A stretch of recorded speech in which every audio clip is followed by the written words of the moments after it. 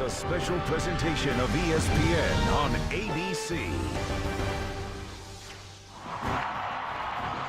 We may have a record crowd at Boone Pickens Stadium in Stillwater tonight for a rivalry game that's been played 105 times.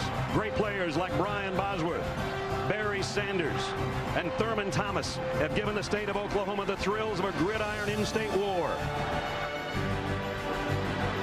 simply known as Bedlam. From Barry Switzer to Bob Stoops and Bud Wilkinson before them, OU has owned the series with only 5 losses since World War II. But under Mike Gundy, that gap has started to close with a veteran quarterback in Brandon Weeden and a Biletnikoff winner in wide receiver Justin Blackmon on the end of his passes. The Cowboys find themselves as the favorites for the 3rd year in a row. No longer the Little Brothers, the Sooners, the Cowboys. Bedlam next.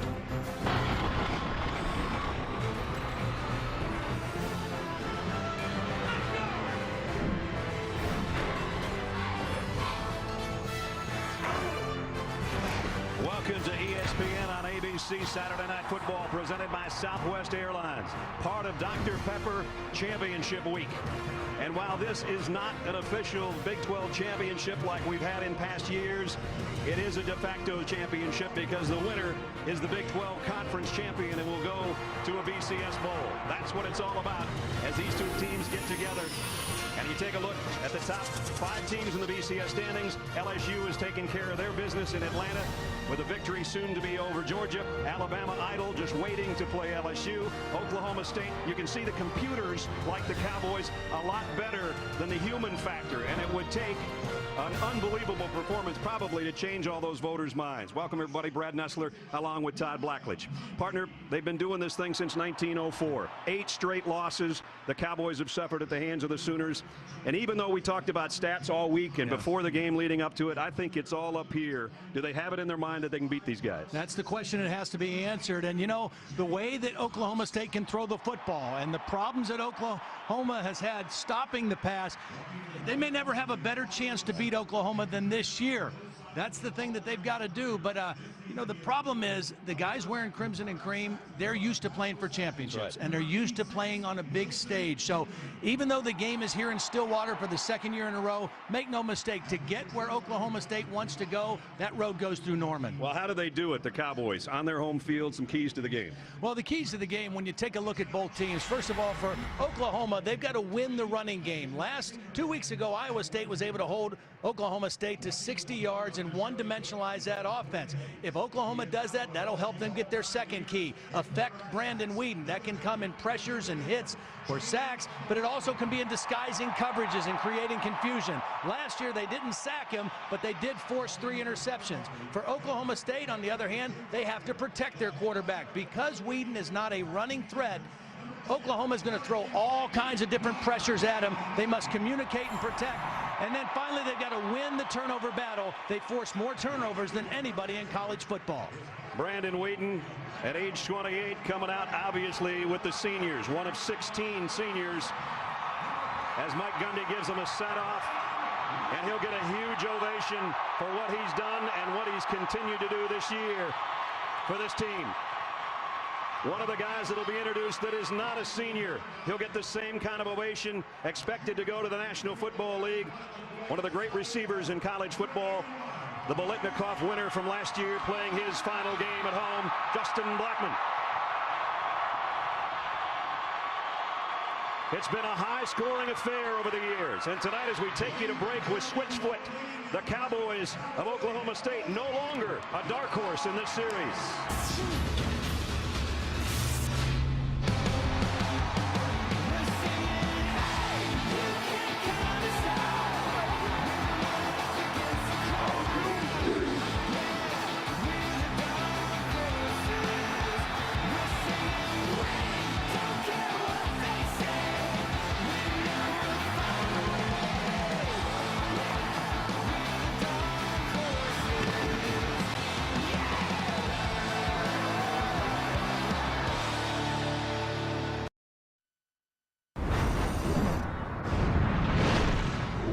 This is Dr. Pepper Championship Week. Cowboys Boys of Oklahoma State on their home field, trying this year again to win 11 games, as they did a year ago. More importantly, trying to win a conference crown, something in the Big 12 they've never done. And here in Stillwater, as you take a look at the Bedlam history, dates back to 1904. We talked about Oklahoma having won 8 straight. What's at stake tonight? BCS game. And it's been a very, very tough couple of weeks around this campus, Holly. Well, that's right. The morning of their game at Iowa State, Oklahoma State heard of the tragedy. They'd lost some members of their athletic family. Women's basketball coach Kurt Budke and his assistant Miranda Cerna and the pilot and his wife were killed in a small plane crash. It really shook the team. We talked to Brandon Weed, and he said the whole day was just a roller coaster of emotions. It was somber. Mike Gundy said we'll never know for sure how that loss affected the way they played in their only loss of the season, but that's not what's important. He said the next morning he went to the widow's home.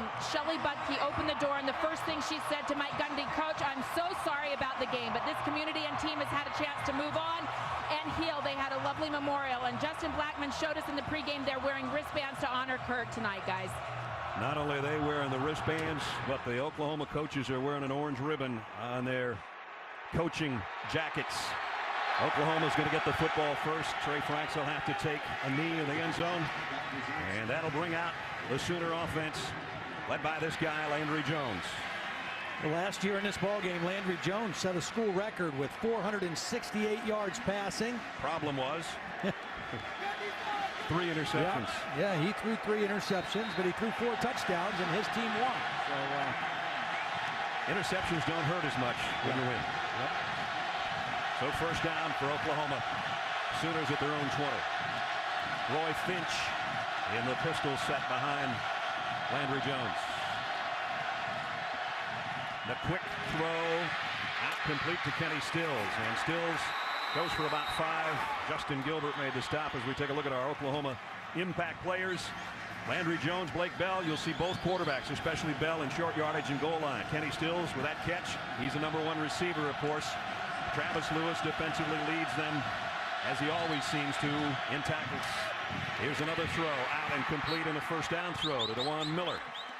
So 2 quick passes, first down Oklahoma. And you have 2 teams that like to play quick. Both of them are tempo teams. They like to get to the line of scrimmage. You'll see neither team huddle. That doesn't mean they're always going to snap it fast, but they always have the threat of snapping it fast. From the 31-yard line.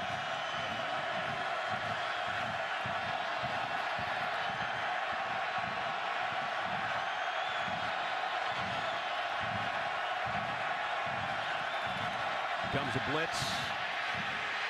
Jones got rid of it, but it's incomplete. James Hanna, the tight end, had his hands on it, couldn't hold it.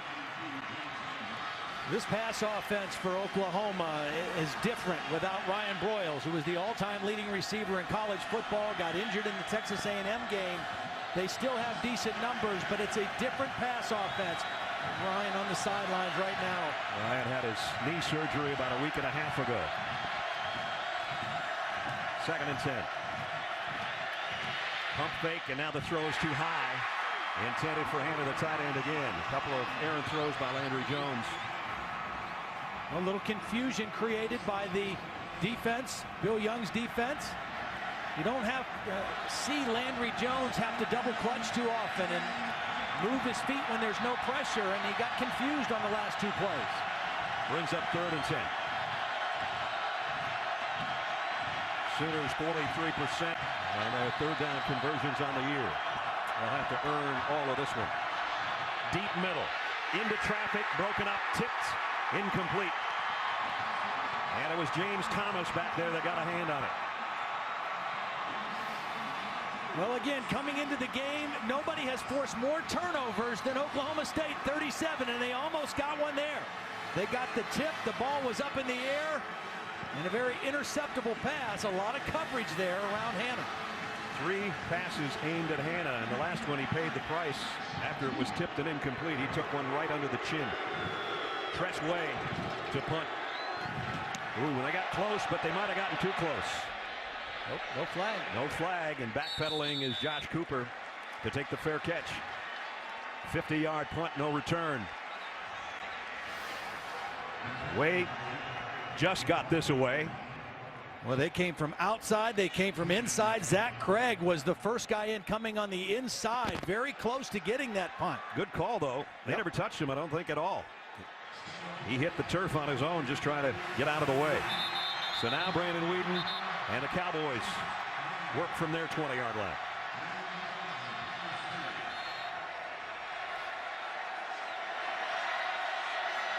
"34 touchdown passes for Brandon Weeden, and he comes up throwing on a slip screen. Justin Blackman broke one tackle and picked up about 6.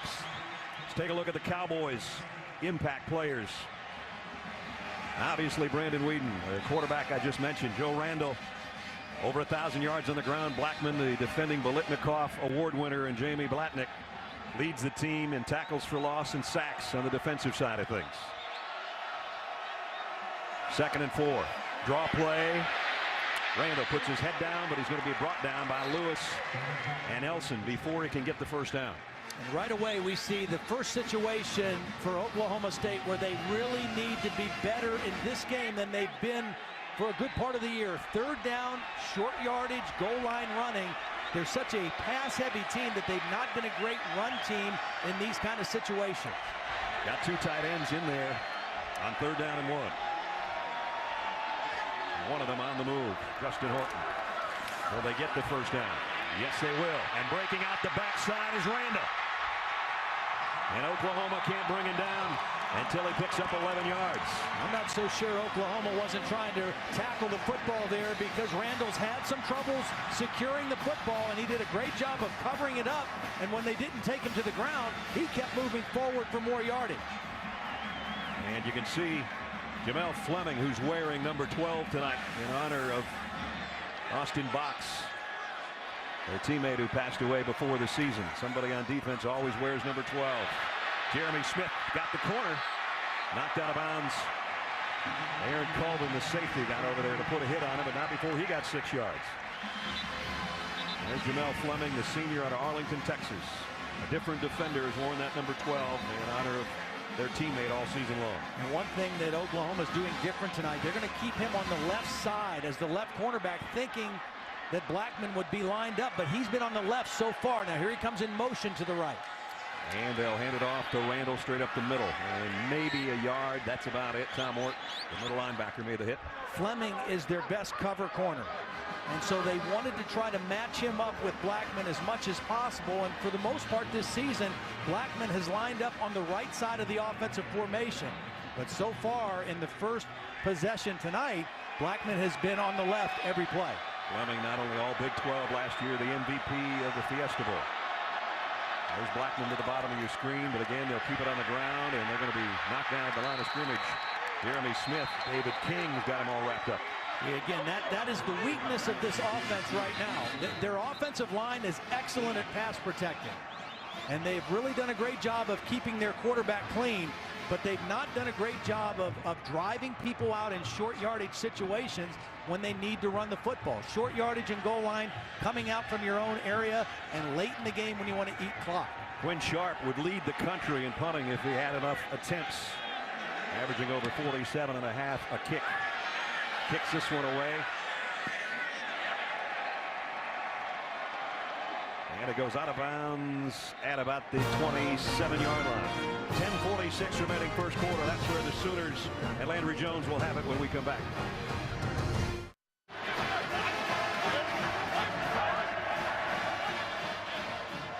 Well, about 10.5 hours ahead of us at Camp Gambari, the brigade's headquarters over there, so I guess you guys had to be up anyway. Closing in on 6 o'clock in the morning. Overall, the loyalty seemed pretty split. Both Stillwater and Norman have major National Guard armories. We welcome all of you. Nice to have you with us tonight. No score early. We got a long ways to go. Handoff. Trey Franks trying to get to the corner, and Cowboys won't let him. Trey Franks was the leading rusher last week, had 2 carries for 88 yards on those kind of sweet plays from his wide receiver position. Very fast, pretty well defended that time by the Cowboys. Yep. Only got about 4 before Daquan Lowe made the hits at the 31, 2nd down and 6. Roy Finch, the tailback, hasn't handled it yet. They fake it to him. Jones has got to get rid of it in a hurry because Ricchetti Jones was coming like he was a horse unbridled.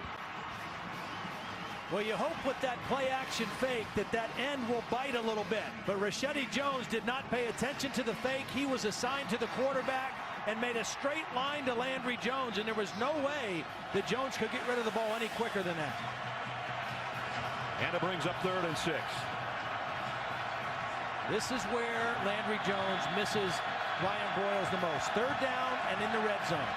He's missed his last 4 passes. Pressure again, hit as he throws. He's missed his last 5 passes. Sean Lewis put the hit on him, and he's slow to get up.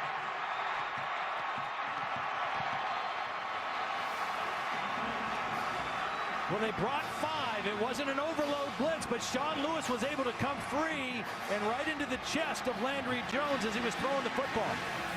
His guy was open, but he couldn't get enough on the ball because number 11 was right in his rib cage, and it'll force another Tressway punt.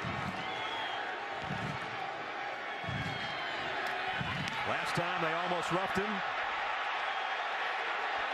This time they at least ran into it. Flag down. Very similar to the last play. Well, and they are there. I mean, they're in position to go for a block, but you have to go with the right angle to where the ball's coming off the foot, not into the body of the kicker. Running into the kicker on the defense, number 22. 5-yard penalty. Replay 4th down. It's 4th down and about a yard. It was not enough to pick up the automatic 1st down. I mean, regardless, for Oklahoma, they better shore up their punt protection because Oklahoma State has been very close on 2 punt attempts. James Thomas that time. You get another look from another angle. You see number 22 flying in there and getting a piece of Tressway. See, that angle has to go to in front of the punter where the ball would be coming off the foot, not to the side where you run the risk of hitting the kicker. Josh Cooper's back deep again. Let's see if they bring the heat 3 times in a row. This time they don't get near him. And Cooper's going to have to let it bounce near the 30-yard line. It takes a right-hand turn and will be downed at the 31. Landry Jones has been flustered a little bit in the early going. Cowboys not making it easy on him in the first quarter.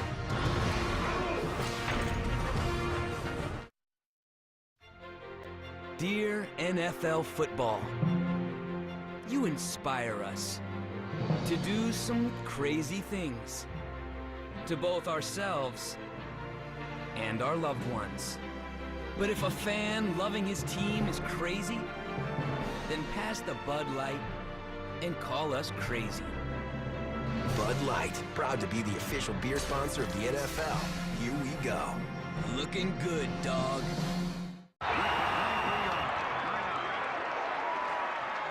Hey, he went to Jared. He definitely went to Jared. That's a peerless diamond. That's the ideal cut diamond. What? Jared has 5 times the selection of ordinary jewelry stores with thousands of loose diamonds and hundreds of settings to create your own one-of-a-kind ring. That's an extraordinarily beautiful moment. Yo, man, you crying? No. That's the power of selection. That's Jared, the Galleria of Jewelry. America's been getting under cheese big time, the so-called cheesy bread. And we were one of the worst offenders. So we've created our new stuffed cheesy bread. It's got as much cheese as our medium pizza. Let's see how far we can make this go. Order any of our new stuffed cheesy breads or medium 2-topping pizzas. Choose any 2 for just $5.99 each. And that's how you use FaceTime. That is so cool. I didn't know you guys had all the Apple products. My family's gonna flip out. I guess Santa better watch his back, huh? Yep.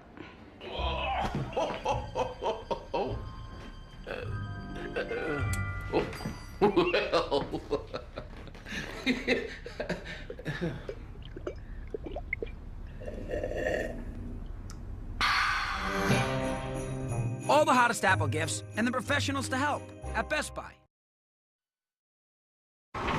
Saturday Night Football on ABC, presented by Southwest Airlines. Find our fares online only at southwest.com.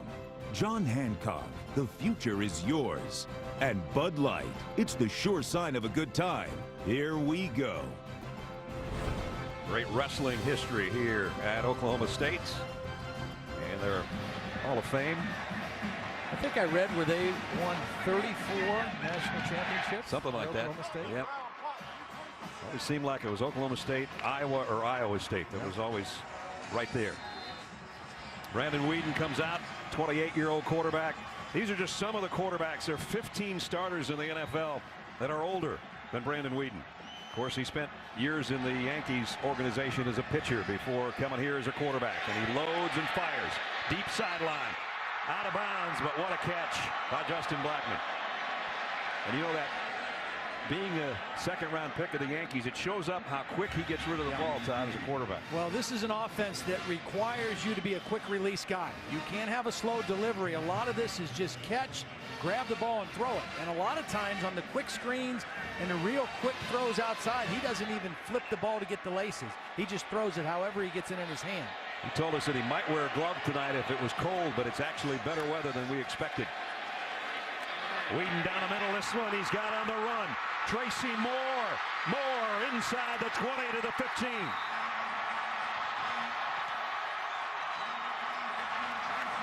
"53 yards, Whedon to Moore." Tracy Moore did a great job of creating separation after he pushed upfield on this route. You're going to see him come from the left of the screen. Watch him separate from the defender. That's Ebolia that he separated from. A pretty good coverage guy.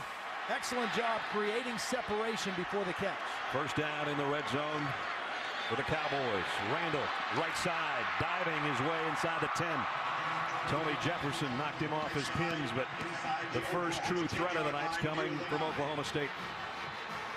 And this is where you've got to be careful for Justin Blackmon. Because of his ability to go up and catch the football in traffic and use that strong body, you almost have to throw double coverage at him around the end zone. It's not that he's that tall. He's only 6'1", but as Todd said, he knows how to time his leaps, and he's got extremely strong hands, great hands. Second down and 4. Whedon kind of looks out there at him as Cooper comes in motion. They keep it on the ground, and this is going to be a touchdown. Jeremy Smith.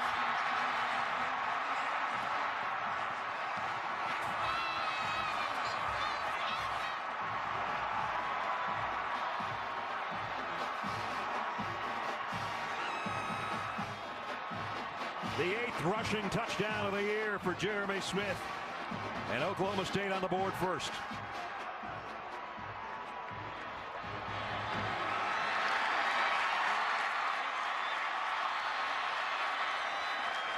Extra point by Sharp is good.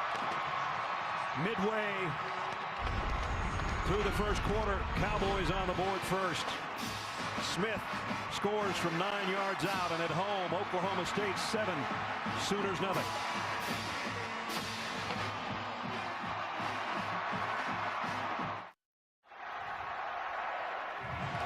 Jeremy Smith, the sophomore out of Tulsa Union High, scores to end a 68-yard drive. Well, a couple things to watch. Parker Graham's going to get a great block right here on Nelson, and then watch Tony Jefferson, because he is going to have his eyes on Justin Blackmon, who's out here looking to double cover, and he's not going to see the back get the football until it's too late.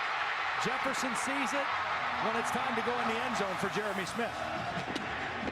Sharp's kick bounces at the 5, taken in the end zone, down by Trey Franks, and Oklahoma trailing by a touchdown. Sooners are worked from the 20 after we check in with Robert Flores. Robert. Hey, Brad, Taco Bell studio update. In their first meeting, Wisconsin led Michigan State 14-0 before the Spartans won at the gun on a Hail Mary. Tonight in the Big Ten championship game, they're up 7-0. Jeff Duckworth from Russell Wilson, and the Badgers are leading in the first quarter, but the Spartans are driving. ACC championship game on ESPN, Clemson leading Virginia Tech 7-0.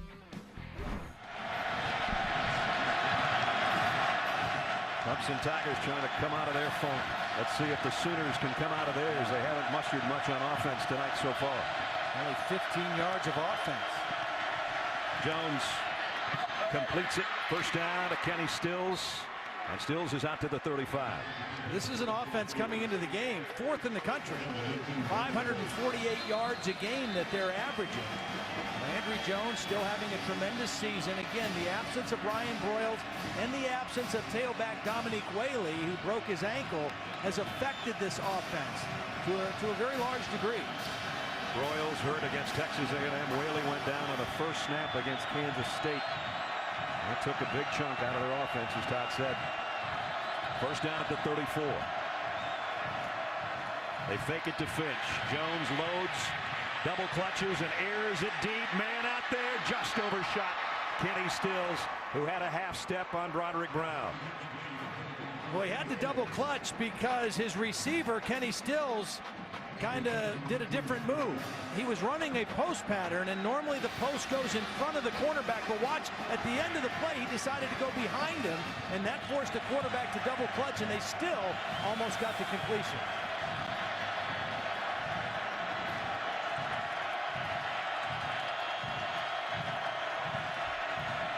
Blitz coming off the corner. Jones is going to flip it out to Finch, and he's hit immediately. Kept on his feet somehow after the hit from Jamie Blatnick. Did a half a cartwheel, landed on his hand, and got a couple extra yards out of it. Jamie Blatnick, a high-energy effort guy, is dropping into coverage, kind of a zone blitz, and he does a nice job for a defensive end getting out there and making a play. 3rd and 7. Jones fires near side, complete, first down at midfield. Jazz Reynolds knocked out of bounds, 116 hits the other. Andre May was the guy that was covering, but a pickup of 12, and they'll move the sticks. Jazz Reynolds did not play in the last game against Iowa State. He was suspended for that game, also had a shoulder injury before that, but he's healthy and back in good graces. Jones without a huddle, throwing far side this time, and DeJuan Miller was thinking about how much he was going to get out of that game, but he forgot to take the football along. First things first.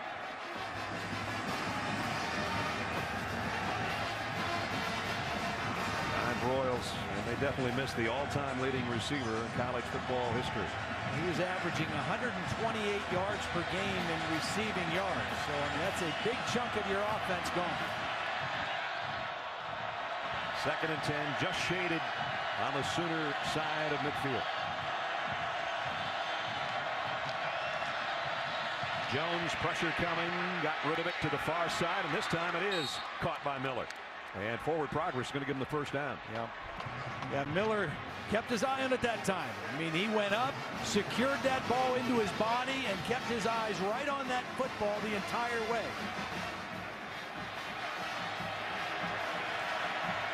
Quickly, Sooners snap it and going deep again to the corner, and it is jump ball between Reynolds and whoever's under him, and I don't know who's got it. The Cowboys do. Broderick Brown outfought Reynolds for the football.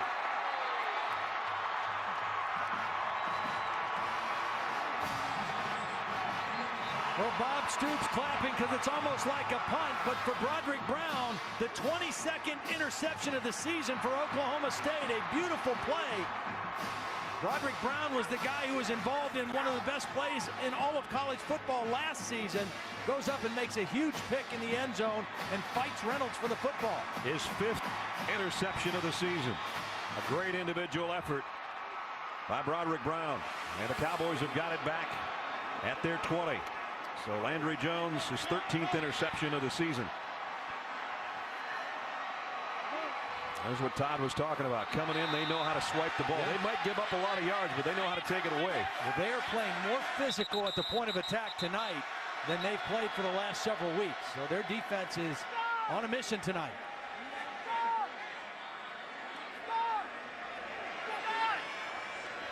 They're going to move it to the other hash mark before the snap.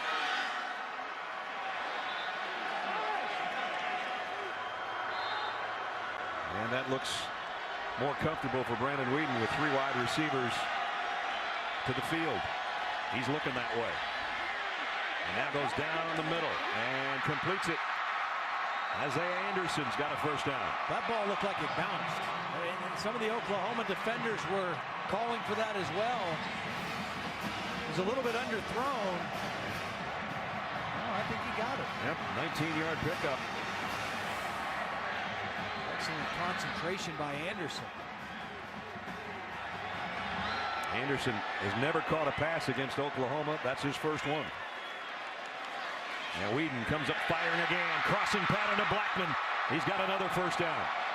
trying to fight him for the football, but he holds on to that one. There are certain routes, if you anticipate double coverage, that you can still try to work to your top guy. That's one of them, an in route. A corner route is another route. It's a deep in, so even if there's underneath and over the top coverage, you still run away from one guy and get into an open space for the football. Blackman took a pretty good double team hit down there, but held on to the ball. Now they go back to the ground to Randall, and flags fly in as Randall got a couple. Scott Novak is our referee. Personal foul, unnecessary roughness on the offense, number 74, leg whip, 15-yard penalty. Grant Garner, the senior center out of Mesquite, Texas, with the leg whip.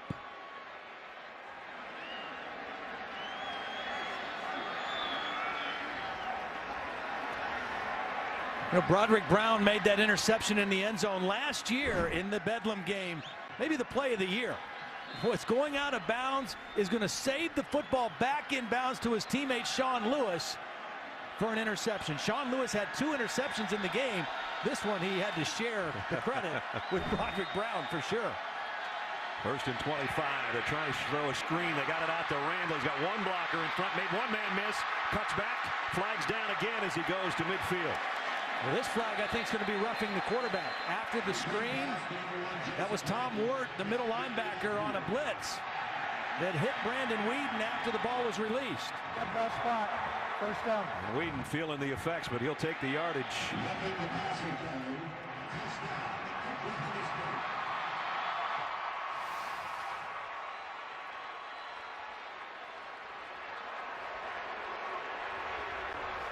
I think the fact that he drove him to the ground at the end of the play is what the referee cited on that. Timing wise, he pretty much arrived at the departure of the football, but I think, as you said, get the hit, don't try to take him into the turf.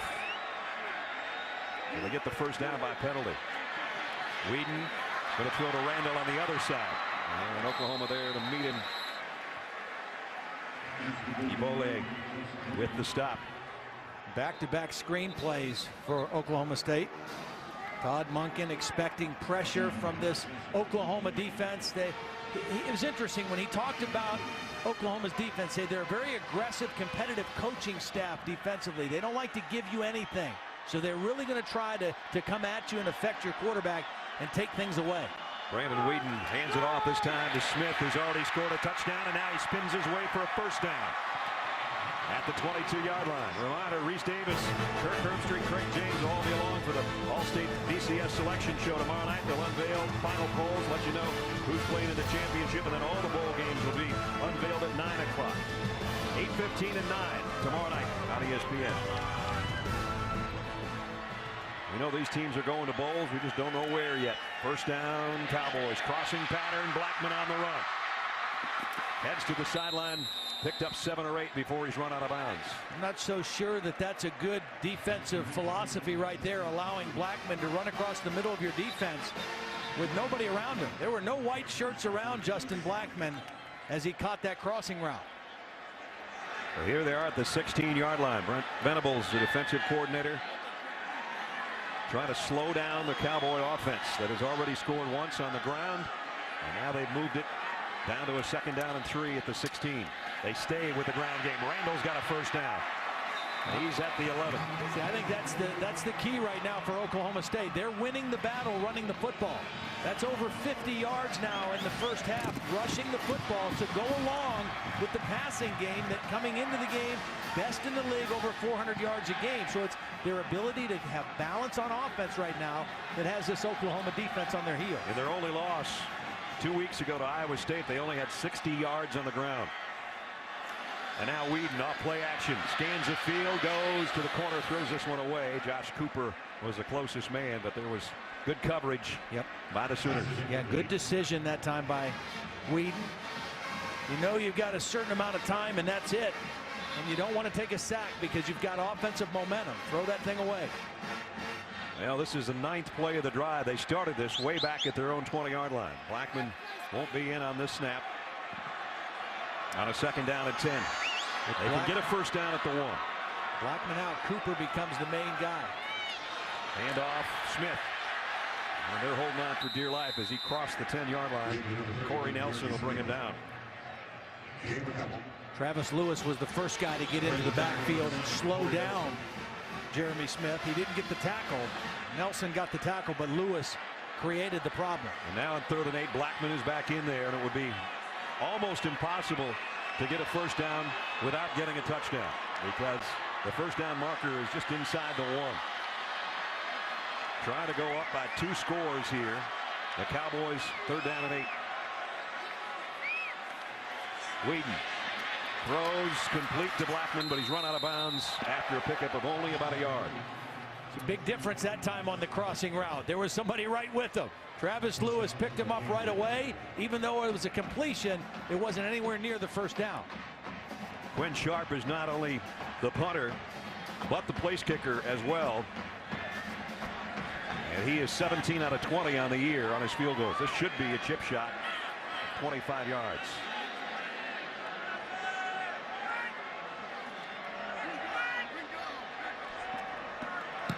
Sharp, the kick is up and good. And the Cowboys have added to their lead on their home field. Sooners have spotted them 10 with 2:51 remaining first quarter. Now for today's big picture, brought to you by Sony. The big picture from the day, Conference USA, an upset. Maybe not if you're a Southern Miss fan. Beating Houston handily, 49-28. Robert Griffin III too much for the Longhorns of Texas as they double up. The Longhorns and LSU undefeated as they'll head to the national championship game. Georgia had the first 10. LSU had the last 42 at the Georgia Dome in the SEC title game. Here, Big 12 conference title on the line, and right now it's Oklahoma State leading 10-0. You know, that's a weapon. When your kicker kicks it out of the end zone for touchbacks as much as Oklahoma State's kicker does, Quinn Sharp, I mean, that's a weapon. Make that offense go the long field consistently, especially if you're a defense that struggles a little bit. Really helps. I think Oklahoma right now, Brad, needs to just calm down. You know, they're still a very explosive offense, and Landry Jones, a very experienced guy. They just got to get into a rhythm, make a few first downs, take care of the football. Like you said earlier, they've been in so many big games. It's not panic mode here in the first quarter. Brandon Williams is the tailback, and he'll get the carry. And Williams with a stiff arm. Got about 5 as we check in with Robert Flores. Robert? Hey, Brad, update on the ACC Championship game being played right now on ESPN. Virginia Tech's Logan Thomas from D to DJ Coles ties the game at 7.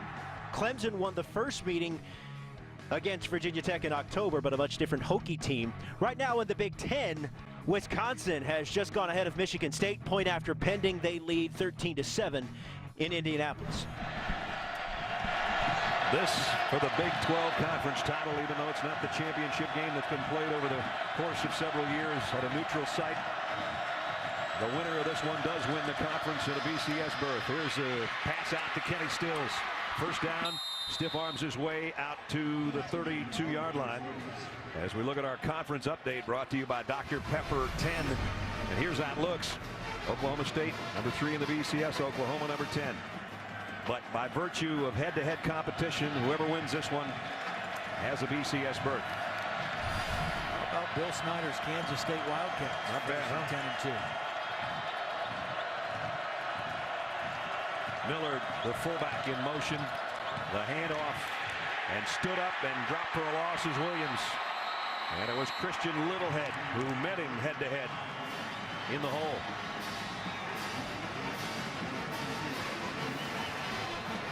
On the inside, Littlehead beats the center, Ben Hayburn. You know, Hayburn is back at a broken forearm, missed 5 games, was back last week at center against Iowa State for the first time. 2nd and 10. Here comes a blitz. Jones steps in, fires a strike, complete. Got it to Millard, the fullback. Big gain and a first down. Pickup of 23. A lot of times the reason young freshman running backs don't play all the time is because they don't pick up pass protection as quick as running the football. But this time, watch Brandon Williams stick his nose right in there and buy enough time for his quarterback to make the throw. It's probably the best throw by Jones tonight. Back to the ground to Williams. Again, Brandon Williams getting more and more time. True freshman out of Brookshire, Texas. He's the bigger back because Finch is a little guy, about 165 pounds. Finch does come back in on this play. Trio of receivers to the top of your screen for Landry Jones. 2nd down and 7 in the final 45 seconds of the first quarter. Fakes it to Finch. He's going to go right back over to him. Tough catch though. The little guy with a flag down lost his balance trying to make the catch to get to the first down marker, and we'll check on the flag. It's holding on the offense, number 59. 10-yard penalty. 2nd down. Donald Stevenson, the left tackle.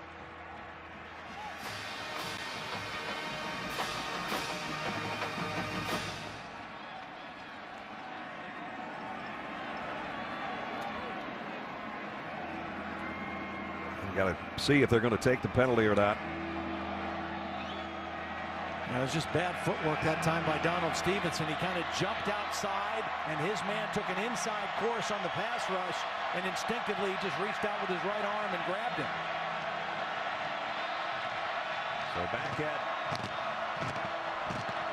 48-yard line now. You're just thinking about getting half this yardage back on this 2nd down play. You don't have to go for all of it unless they give it to him. Hannah, the tight end, in motion. Jones pressured. It's a screen in the middle of Finch, and he goes down. A little bit of contact by Alex Elkins, but basically Finch putting the brakes on, took himself to the turf to end the first quarter.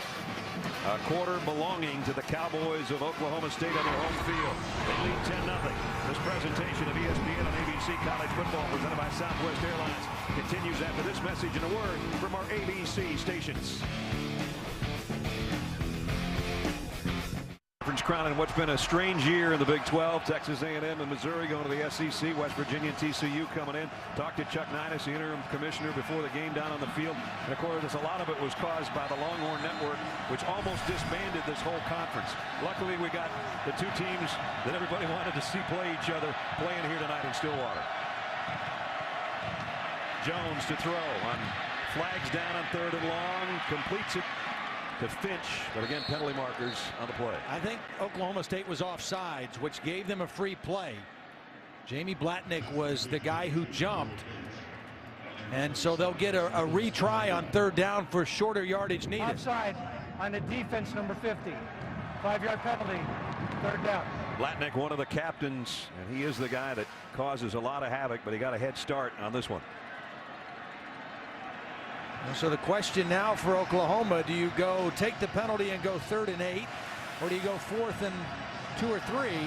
Obviously they're going to go 3rd and 8. Actually, it's closer to 3rd and 9. Yep. And this is where Ryan Broyles was the security blanket for Landry Jones. Who can step up and be that guy on this play? Cowboys are showing that they might bring more than a 3-man rush. Jones gets his tailback in the right spot.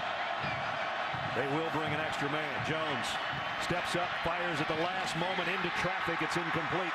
It's broken up by Broderick Brown, intended for DeJuan Miller. So Broderick Brown, who had a big play earlier, comes up with another one. Well, they anticipated pressure. They picked up pressure. And it was a good job by Landry Jones moving in the pocket enough to create a throwing lane, and he makes a good throw. I mean, that's a catchable ball. And DeJuan Miller now has missed 2 big-time passes in the first half. Again, 3rd down, middle of the field. Ryan Broyles not there. Somebody else has to step up and make a play for the Sooners. Tress Way again set to punt. They've been putting pressure on him all night long.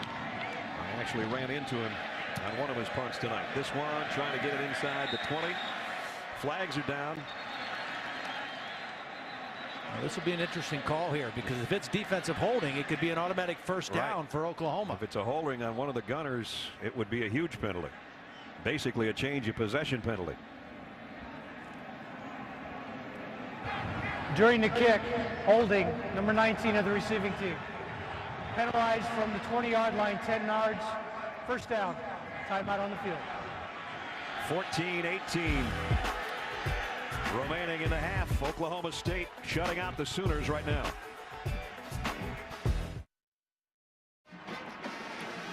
Cowboys pitching a shutout so far here early in the second quarter, as we take a look at tonight's Southwest Airlines playbook. Mr. Blackledge, it's all yours. Well, one of the routes that Justin Blackman runs exceptionally well is the deep in route, and it's also one of the routes that Brandon Whedon throws exceptionally well. He's got great touch on this in between linebackers, over short linebackers, and it's also a great route to throw if you anticipate double coverage.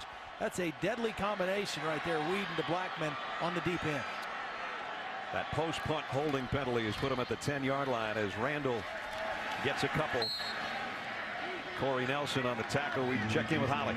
Well, Justin Blackman grew up in Ardmore, Oklahoma, and the coaching staff here at Oklahoma State said we literally had to drive through Norman to recruit him. But he wasn't a great player in football in high school. He was considered a 3-star recruit. The coaches say, you know, he was a little 160 pounds, maybe a little overweight, but he was a terrific basketball player, and that's what Mike Gundy saw. His hand-eye coordination in hoops. They took a chance on him, and guys, he'll go down as one of the greats for the Cowboys. And they have had some greats, that's for sure, here in the last. I thought it was hilarious. Justin said, I wasn't overweight. I was slow, but I wasn't overweight. 160 pounds, it's hard to be overweight. Whedon, and is that caught? No, out of bounds. That was Tracy Moore, who had a big 55-yarder, 53-yarder earlier in the ball game. So third down, this is a big play for the Oklahoma defense. I think they said he was bobbling this. He did a good job trying to drag that foot, but he wasn't able to secure the catch on the sideline. Great effort, though. Oklahoma has not been able to affect Brandon Whedon so far in the football game. A good opportunity here, 3rd and long, deep in his own territory. And they're going to run draw play to Randall. And Lewis has got them all wrapped up, drops him at the line of scrimmage. So the Cowboys are going to have to punt from their own end zone. Well, the leader of that defense, Travis Lewis, he injured his toe in preseason drills. He sat out one game. They thought he might be out 3 or 4. He's played hurt pretty much the whole year. He's never been 100%, but he still has had a very outstanding season for the Oklahoma defense. Sharp didn't have a good first punt. This one's a little bit better. Fair catch taken by Stills at the 45-yard line. 48-yard kick. 12:52 remaining till halftime. See if the Sooners can get it in gear on offense when we come back. Saturday Night Football on ABC, presented by Southwest Airlines. Find our fares online only at southwest.com. Nissan, proud partner of the Heisman Trophy. And IBM, let's build a smarter planet. Visit ibm.com/smarterplanet. Barry Sanders Heisman Trophy here in the facility that is Boone Pickens Stadium. Mr. Pickens put a lot of money into this program, and to say it showed would be an understatement. We've been in a lot of places, Ledge. You and I, Holly, walking around here yesterday. Yeah. It's spectacular. It is. I mean, fine details, you know, and the lighting and the thought and the care that went into the different forms of lighting in this building is spectacular. Well, on the upper level, it's very classy. As you go downstairs, it's a little more for the younger crowd because that's where the players hang out. And there's a lot of neon down there, but they didn't miss much putting this place together, that's for sure. Landry Jones, play action throw is complete. It's going to be a first down to Kenny Stills, stretching out as he crossed midfield to the 49-yard line. And that's the guy I think that has to step up and make some big plays for the Sooners. Kenny Stills, he's capable. 52 catches coming into tonight, 8 touchdowns. He was the good complement to Ryan Broyles, and Stills is going to have to step up and make some big chunk yardage plays for Landry Jones. He's got 4 catches, but not any big chunks so far. 38 yards receiving. First down, though. And here's Finch. And the little guy trying to hide behind his lineman does a nice job of it to get to the 44-yard line. You know, coming into this ball game, let's not forget Oklahoma State defensively was ranked 107th in the country, giving up almost 454 yards per game. And they have done a great job so far in the first half of slowing down this Sooner offense, not just keeping them scoreless, but not giving up many yards as well. Again, the pistol set's got Finch behind Jones on 2nd and 5. Blitz coming, the throw's out in the flat. Trey Franks lost his balance, went down on his own. Roderick Brown was the closest guy. Mike Gundy told us yesterday, he said, I don't care what you say, we're not the 107th defense in the country. For one thing, they score so fast that their defense is out there a lot. But you can look at it the other way and say, well, get the other team off the field. Get them off the field on third down, and they're doing that tonight. And here's another big third down play. Let's see if they can get them off the field again. 3rd and 7 for the Sooners.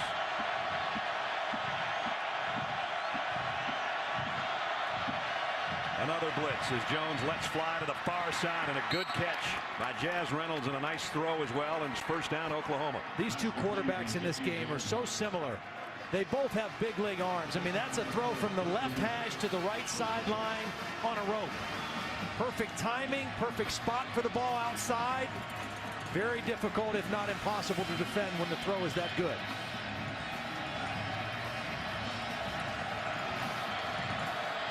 First down, Oklahoma at the Cowboy 35.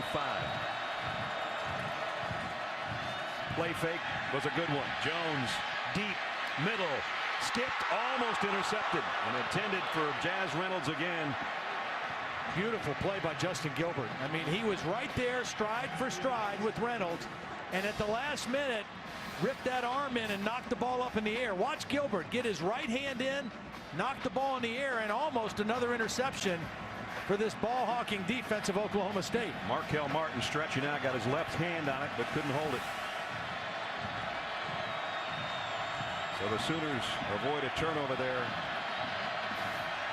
Find themselves in 2nd down and 10.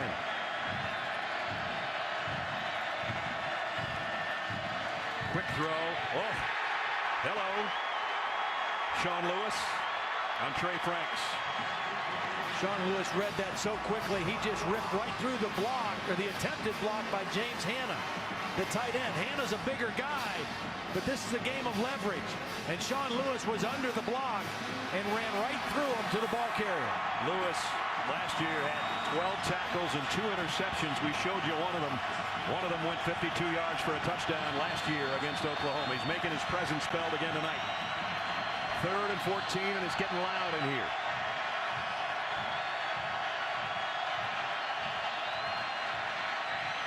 Jones fires high, could have been caught, but wasn't. DeJuan Miller. 3-man rush by Oklahoma State. They've been pressuring a lot. That time they chose to drop 8. And Landry Jones, this is not a great throw. It's high and behind. I mean, DeJuan Miller has missed some catchable balls. This is not a good throw by Landry Jones on an open receiver. Still got to make that catch. Tressway's got to punt it again.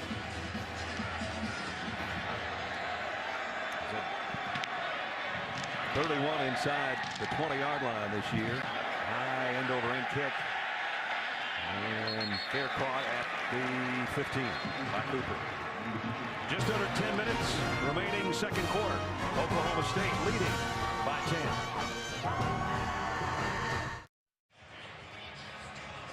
Sooners have yet to score. Oklahoma State leading 10-0. 9:55 remaining in the 2nd quarter.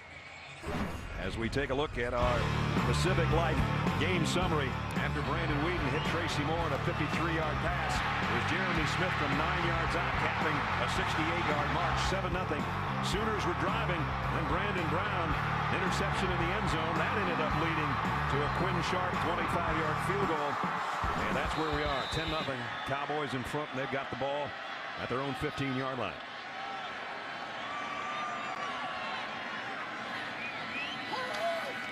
Whedon, plenty of time, and throws this one away. You know, he threw that one away, but it's worth making a point. Last year in this game, coming into the game, Oklahoma defensively had shown all 4-man front. And when they got to this game, they went to a 3-man front, and it really caught Oklahoma State and Brandon Whedon off guard. He even told us he felt like they got out-schemed in the game last year. Now this year they were anticipating it, and you can tell because the offensive line, the backs have done a great job of picking up all the different stunts and pressures that Oklahoma has brought. Whedon's only hit 1 of his last 4 passes, now 1 of 5 as Fleming makes the play on Blackman. Incomplete. Well, that's the matchup that they want. Fleming underneath with a safety, in this case Tony Jefferson over the top if they need help. Good play. Yep. That left arm around there and then made sure. Meanwhile, Frank Alexander, probably the best guy on that defensive front for the Sooners. The senior out of Baton Rouge is shaken up. And that could be critical because they're already playing without Ronell Lewis, who injured a knee a couple weeks ago. Ronell Lewis had 13 tackles for loss, 5.5 sacks, and the combination of Lewis and Alexander has been a big part of Oklahoma's defensive success this year. It's going to bring in Stacy McGee to take Frank's spot. Frank had that huge game against Texas. He had 6 tackles, I should say, 3 sacks, a forced fumble, and a fumble recovery. You get a chance to spend some time with him earlier in the year. And a very engaging fella at 6'4", 255, and never misses his frosted flakes in the morning. Well, the way he's coming off the field, shaking that left arm, it looks like a left shoulder, kind of a stinger kind of thing on his left side. Meanwhile, it's 3rd down and 10 for the Cowboys.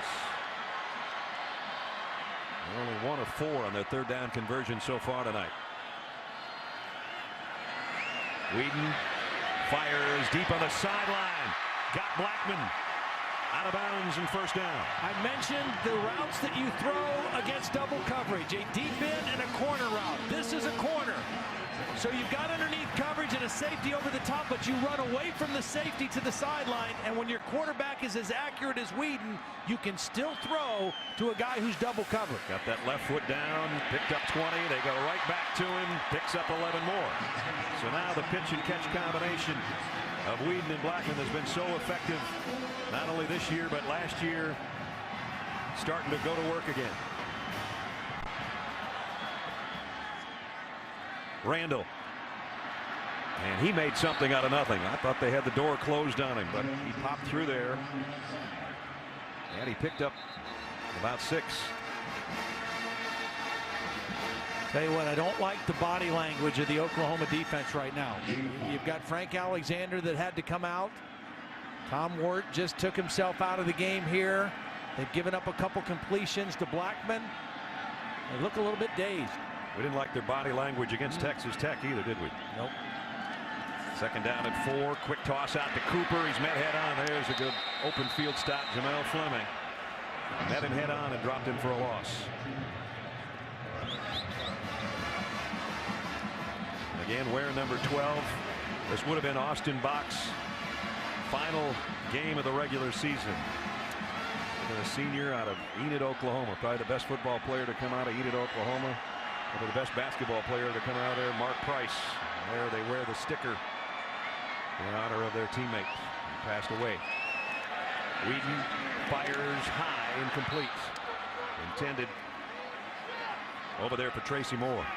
Well, DeMontre Hurst was in position to make a play, and it looked like he just went to knock the ball down. If he'd have gone with 2 hands, he might have been able to get an interception here. Brandon Whedon kind of threw this one up for grabs. So Quinn Sharp. Punting hasn't been that great tonight. It had been coming into the game.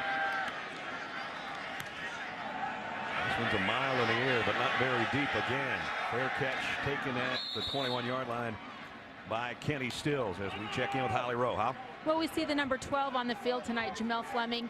They've rotated that number, as we talked about, all season long, so they could remember Austin Bach's. Guys, tonight they did hang his jersey here in the Stillwater locker room. They want him with him. They want the memory of him to keep strong in their minds. And guys, they bring his helmet to the practice field all season long. Different guys have worn that jersey, and they say that they have a special pride when they wear it, that they want to represent the passion and the emotion that he played with. And guys, it's definitely with them here in Stillwater tonight. We still talk to these kids and the coaches, and they get very emotional talking about Austin Bach. You might say Landry Jones wears number 12 every week. Well, he went to Austin's parents and said, I'll change numbers if you want me to. They said, no, we want you to wear number 12 on the offensive side of the ball. And here is number 12 offensively down the middle, completing it to Trey Franks. Pickup of about 8 with 8 minutes remaining in the quarter. You know, the feel of this game is that Oklahoma State is dominating the game, but they're only up by 10. So a touchdown here for Oklahoma before the half puts them right back in the football game. And Finch has got a first down out to the 35. You know, they just haven't quite got on track offensively. They've not gotten any big chunk plays, any deep crossing routes or deep vertical routes, but they are very much in this football game.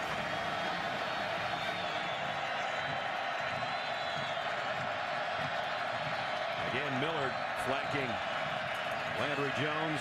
The throwback comes to the near side of Franks, and Franks almost broke through there. He did get a first down out to the 47-yard line. When a famous explorer goes missing on the Amazon River, his family goes on a dangerous search to find him. Executive producer Steven Spielberg. The River series premiere Tuesday, February 7th, right here on ABC.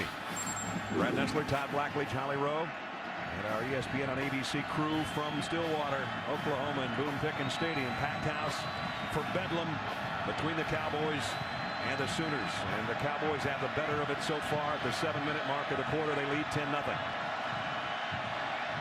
Blitz coming. It's picked up, and Jones fires complete to the 40. Camille Jackson, the freshman. Yeah, Camille Jackson got a great block on the play to Franks and makes a nice catch when he's getting hit on the football on that play for another first down. And Jackson is in right now because of the absence of Jazz Reynolds. Jazz Reynolds, who was sick on the sideline, we noticed during the last time out. We don't know whether or not he'll be back in there or not. Well, the wide receivers for Oklahoma being tested with their leading receiver out and one of their top receivers not feeling well. Let's check in with Holly. Well, guys, Oklahoma doesn't give out injury information, but what I've observed is Jazz definitely lost his lunch. I can tell you exactly what he had for pregame. And he's trying to collect himself over the sideline right now. He doesn't feel well. He looks terrible. Also, Frank Alexander, they patted him on the back after examining his left shoulder. It looks like he can come back. Jones, long throw on 2nd and 8. It's right on the money to Kenny Stills. And Landry Jones in a groove right now. He's hit his last 4. Yeah, again, this is a tempo offense, a rhythm pass offense, and Landry Jones shows that arm strength again. The deep out route with not much air under the football, very difficult to defend. Todd McShay, our draft expert, has Andrew Luck as the #1 quarterback. Matt Barkley, if he comes out, as #2. They've got Landry Jones in that top 3 or 4. Yeah, he's listed as 3. Robert Griffin III also listed in that top 5, the kid from Baylor. Finch again somehow slips through and gets almost 4 yards. All 5'7", 166 pounds of it. I would think Brandon Weeden would be in the discussion about top quarterbacks too. I know the fact that he's 28 years old might scare some people, but well, Todd McShay has him as a 2nd or 3rd rounder. I think he might be a little bit better than that personally. Very accurate thrower, great arm. Of course, there's precedence in that drafting a 28-year-old. Chris Wenke was basically the same age, and he came out of Florida State as a Heisman Trophy winner. 2nd down and 6, 2 tight ends set. Clock winding down, play clock at 4. Pressure coming on Jones. They pick it up. He throws, and it's tipped and almost intercepted by Justin Gilbert. Trying to throw a streak down there in the corner, intended for Kenny Stills. Well, I mentioned how much he's missed Ryan Broyles in 2 key areas, on 3rd down and in the red zone. And Landry Jones in the red zone the last few weeks has really struggled. Stills was out of bounds anyway.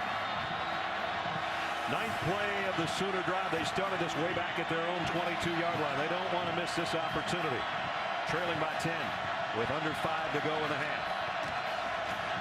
Boy, everybody up close for the Cowboys. They're going to bring that many. They are. Jones running for his life. That's a ball fumble. Is out, and it's scooped up by Blacknick, and he might go. Blacknick down the sideline.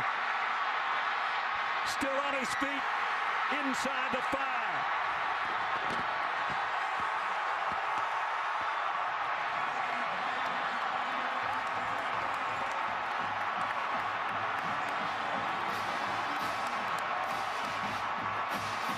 A 59-yard fumble return, and the Cowboys are at the 1-yard line.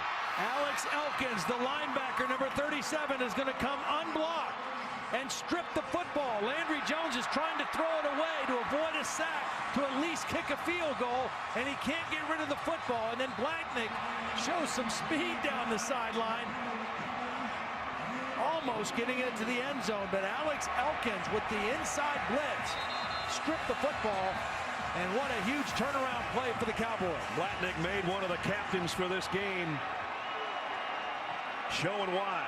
Having a great first half, and he set up the offense at the Sooner 1-yard line. What a turnaround. Momentum for Oklahoma. A good drive. At least they're going to get 3 points, and now they might go down 17. A full house backfield loaded to the right. For that man, Joe Randall. Touchdown.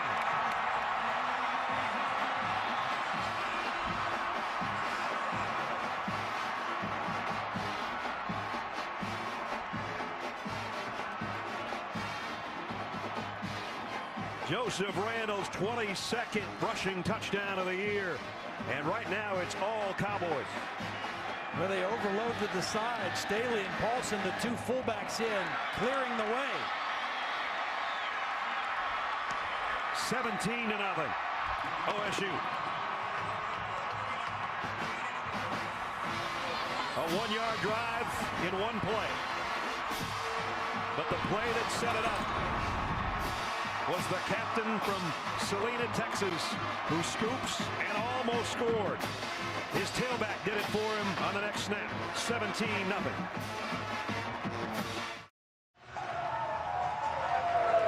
The reaction in Ganbari, Afghanistan, the brigade headquarters for a lot of the National Guardsmen from Oklahoma. And obviously Cowboy fans cheering, Sooner fans unhappy. 17-0. The Cowboys in front on a huge defensive play by Jamie Blacknick, who took it all the way down to the 1-yard line. And then Joseph Randall did the rest. And now the Sooners are in some trouble. You know, when Mike Gundy said to us yesterday, I don't care, we're not the 107th defense. I wasn't sure I believed him, but tonight, boy, they sure have proven it. Sooners have had 6 possessions, 4 punts, and a couple of turnovers. On the kick return, flags go down as Trey Franks doesn't even make the 20-yard line. And this is a fired-up group of Cowboys right now. During a return, holding. 27. Half the distance to the ball. And it's getting worse for Oklahoma. Going to have to start inside their own 10-yard line or close to it. Time for tonight's Aflac trivia question. In '76, the Cowboys beat the Sooners to share the Big 8 title. Who were the head coaches for each team? In fact, it was a 3-way tie that year for the Big 8 title. Colorado was in the mix too, but just between these two teams, who were the coaches? Well, it's interesting. This rivalry, and really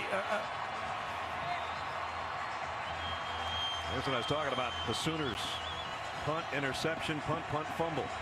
That's not a good lineup. No. Inside the 10 for the Sooners. They move Miller, the fullback. He goes right back to where he started as Williams goes that way. And they've got him all wrapped up for a loss of a couple. Guess who? The guy that just made the big play on the previous series comes up with a stop on that one. Now you got to be kind of careful here too. I mean, you throw an errant pass. Yep. The Cowboys, the way they've been stealing things, they might steal another one, and that would be a disaster.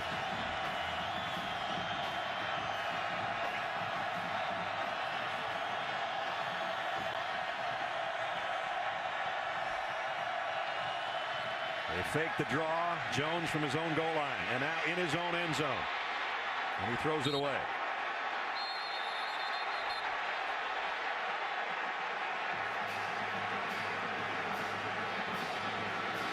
Oklahoma looks all out of sorts.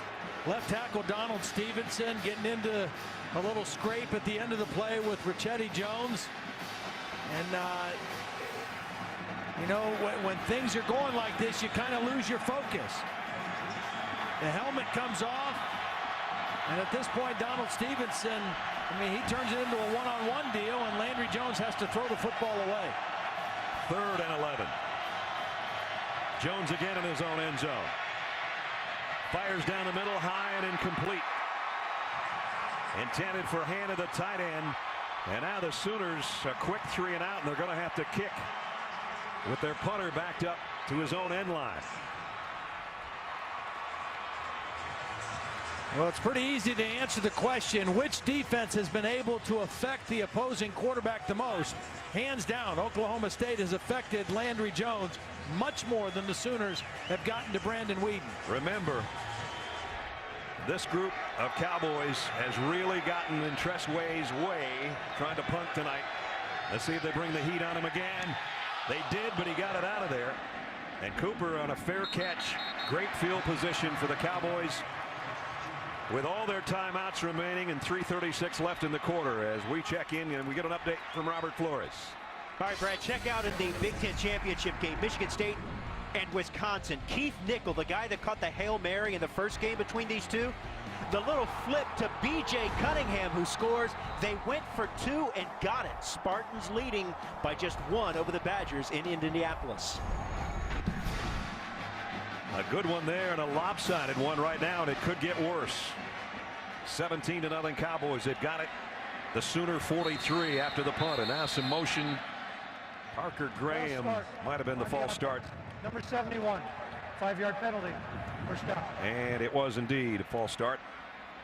A little bit earlier we asked you tonight's trivia question. It was 76 Cowboys beat the Sooners, sharing the Big 8 title. Who were the head coaches for each team? Barry Switzer for the Sooners and Jim Stanley for Oklahoma State. Jim's 76 now, living in Chandler, Arizona. He is fighting cancer. He was part of the Junction Boys back in 1956 at A&M. And Jim, we just want to wish you the best with your battle. Right now, Oklahoma State is winning the battle by big margin, trying to add to it, but a nice play by Demontre Hurst to break up that pass to Josh Cooper. Actually, that was a pretty good play by Josh Cooper to break up an interception, too. You could go either way on that because the ball was kind of thrown into traffic, and Hurst had a shot at it, and Cooper did a nice job of turning from offense to defense as well.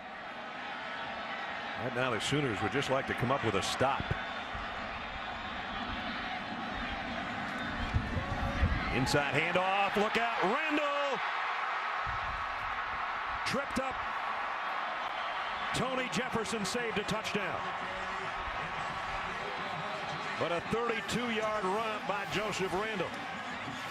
Well, the center, watch the center get a block on the linebacker. Lewis does a great job of sealing the inside on Travis Lewis, and that was all that Randall needed to get to the next level.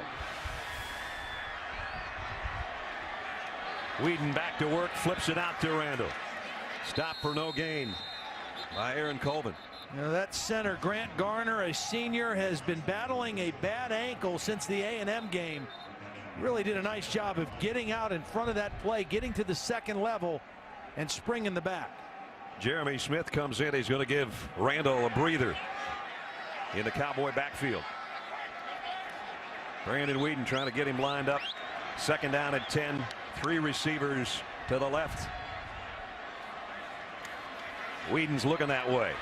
Throws a quick in to Cooper. Spins out of 1 tackle. Can't get away from Travis Lewis. With just no pressure at all on Brandon Weeden. I mean, he's too accurate of a guy to allow to throw in rhythm, to put his back foot in the ground, and to just throw when he wants to. You've got to make him move his feet to move him off his mark, and Oklahoma has not been able to do that. He doesn't even have a wrinkle in his jersey, much less a grass stain. Quick throw, tucking it into traffic. They're trying to rip it out of there, but they can't. That's a first down throw, and it's 1st and goal to Blackman. Yeah, good luck trying to rip the ball out from him. You might rip it out of some other guys. It'll be pretty tough to rip that ball out of his arms.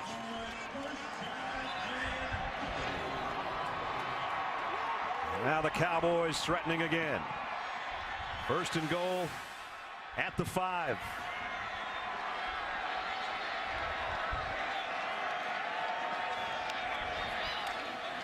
Handoff, Smith to the 2. Well, the last time they were in this area, they brought in their extra backs. They ran a power play. Even though they're in the shotgun, they still can run a power, kind of a goal line run. They bring Staley, number 9, and Paulson, number 30, into the game. The last time they got down close, they showed the same setup. And then they brought another back into the near side and gave it to Randall, and he scored from a yard out. It's 2nd and goal at the 2. They do the same thing to the left. Randall gets a call, and he scores again. Touchdown, Oklahoma State.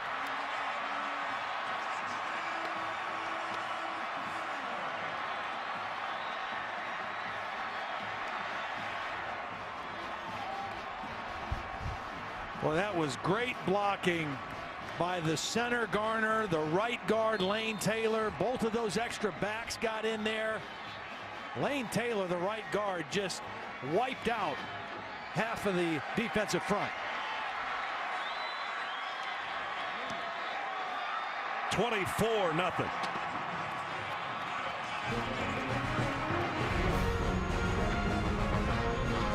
Watch Lane Taylor, the right guard, just cave in the defense. The backs follow through the hole, and Randall walks into the end zone untouched.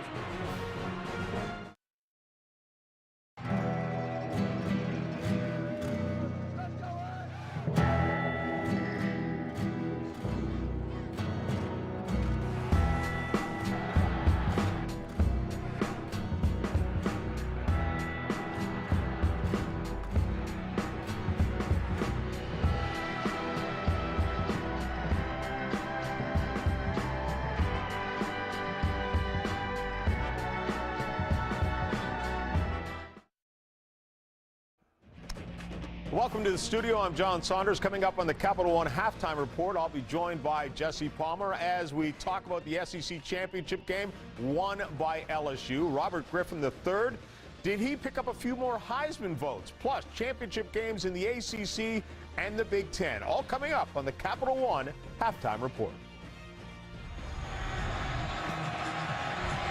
All right, John.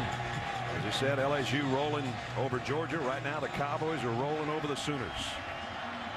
24-0 with just over a minute to play in the half.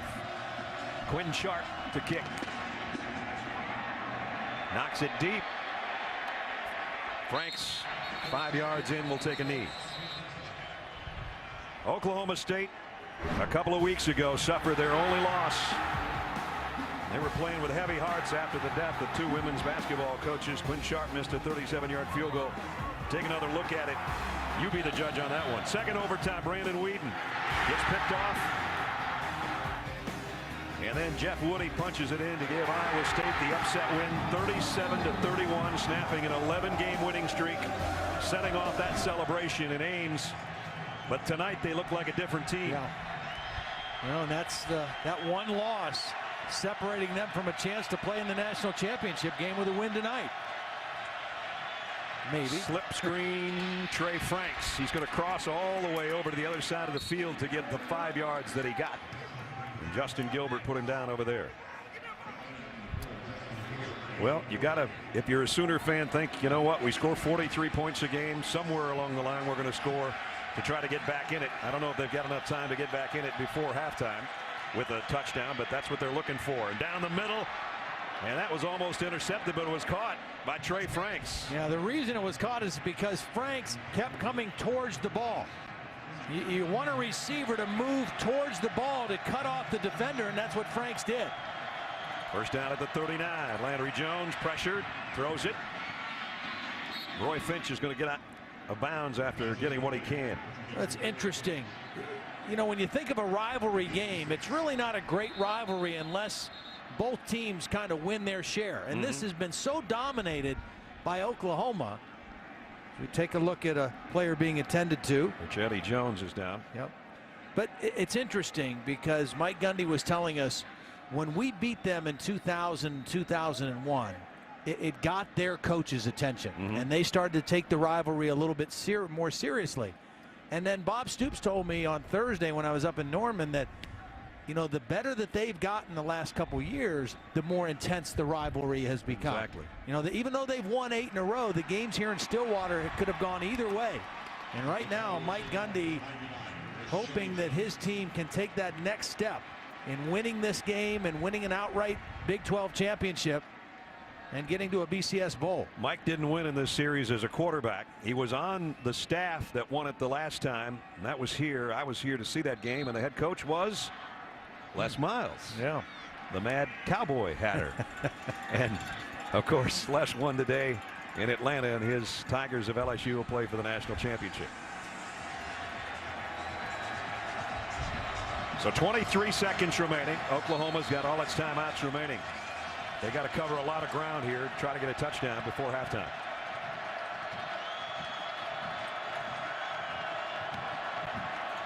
Pressure coming off the corner.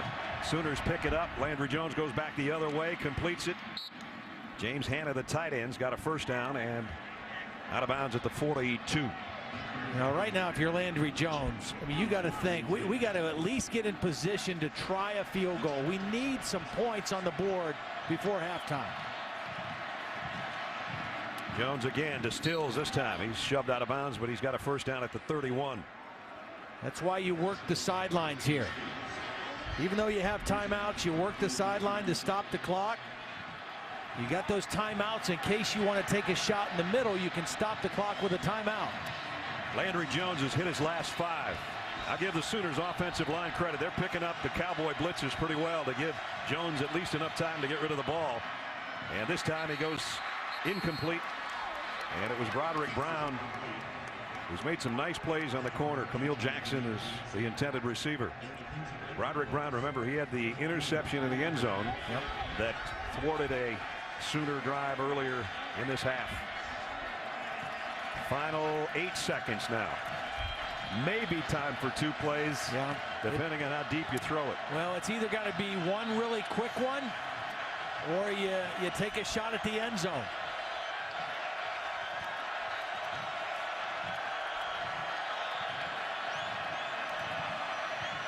It's going to be the quick one, and it's over the head of Camille Jackson, and now they'll have one deep throw. Kenny Stills has been the #1 target tonight for Landry Jones. See, they wanted one more completion just to make this a little better, easier attempt. They got to get points. I mean, that's what Bob Stoops is saying. We got to have something that we can hang our hat in when we go to the locker room to give us some kind of momentum to come out and play the second half. Honeycutt is hit from 53 this year, so this is in his range from 48. And it hit the right upright, and it went through. Wow, that was a lucky ricochet.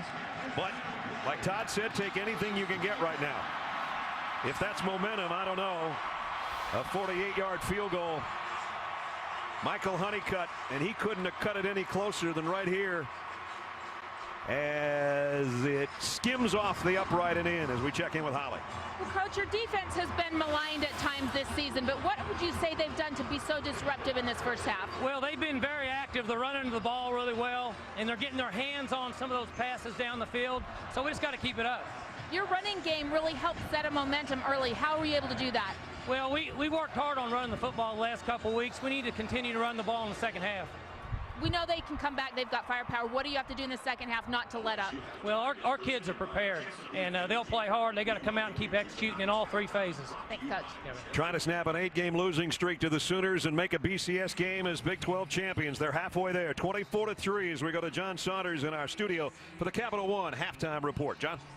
State and Oklahoma combining to play Amazing Grace in the memory of women's basketball coach Kurt Budke, Miranda Cerna, his assistant, and Olin and Paula Brandstatter, the pilot, and his wife, who perished in that plane crash that devastated the whole state of Oklahoma, but obviously all the folks here in Stillwater. And it was on the morning of the only loss they suffered all season, the overtime loss to Iowa State.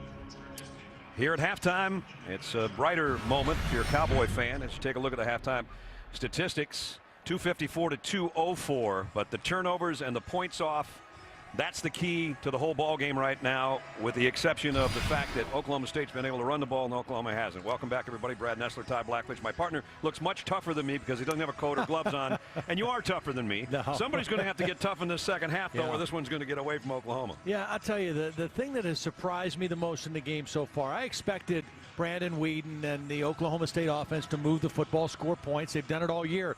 But the Oklahoma State defense has played better than I ever anticipated. Now, they've stopped Oklahoma. They've forced them off the field on third down. And they've done what they've done all year, which is force turnovers. They're 38th and 39th forced turnover of the season. I almost kidded around about the coach because it's dropped several degrees and the wind has really picked up, and it could be a factor for sure in the second half. That ball bobbled at the 1. Justin Gilbert will go back and take a knee as we check in with Holly Rowe.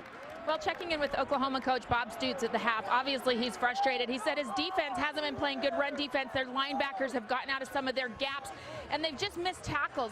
But more importantly, he's frustrated with his offense. He said penalties and drop passes, particularly on the plus side of the 50-yard line, have killed him. He said, we're moving the ball. We just have made so many mistakes. We haven't put points on the board. He said with 4 minutes left in the first quarter, it was 10-0. We thought we could handle that, but things just slipped away. Well, Bob Stoops has won 8 straight.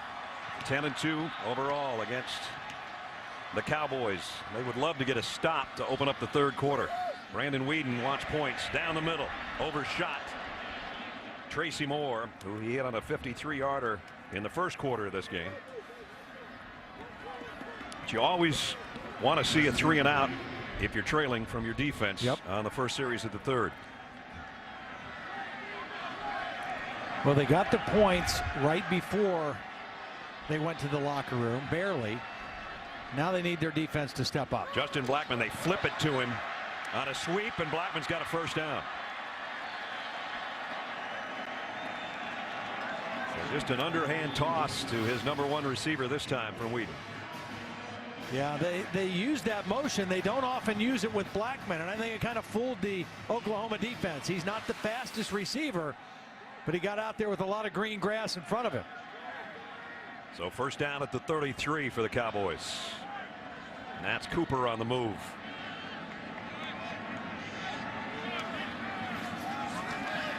Whedon, who hasn't been touched tonight. Blackman, first down at the 47. Well, I talked about both of these quarterbacks in the game and the strength of their arm. There's Whedon's example. Left hash, right sideline, deep out route. Very little air under the ball, thrown to the outside. Very, very difficult to defend. If the corner gives the receiver some cushion, hard to make a play on it. Blackman, after back-to-back first downs, gets a breather. Michael Harrison comes into his spot.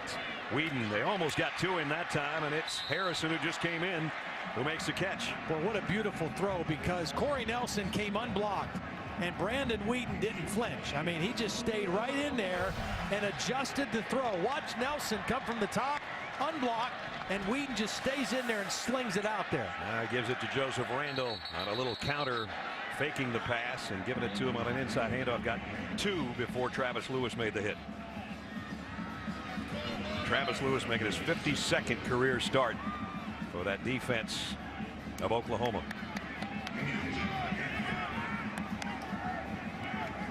As Todd said, been playing with a bad foot, a broken toe all year long. That thing won't heal until probably about late February, if he's lucky, after the bowl games.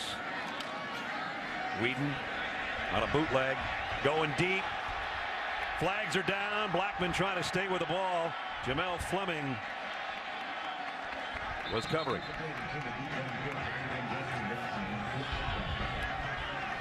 See if he made contact with the ball in the air going down that sideline.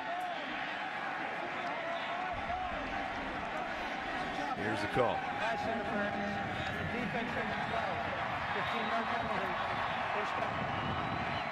See, the thing with Brandon Whedon, he knows even if this guy's covered, it's still worth giving him a shot to make a play because of his anticipation, his jumping ability, and his strength. Even when it looks like he's covered well, like he was that time, go ahead and throw the ball up and see if he can make a play or draw a penalty. First down at the 26 by penalty. And now Whedon stands tall, deep middle, and ball was up for grabs for a second. Tony Jefferson almost scooped it up. Isaiah Anderson, the intended receiver. We'll talk about one that got away. The Oklahoma Sooners could ever use a turnover to be right now and stop this drive. And almost, as it was tipped in the air. It almost landed right in his lap. Yeah. I think maybe if Jamel Fleming doesn't get his hand in there, it does land in his lap. As it is, 2nd and 10.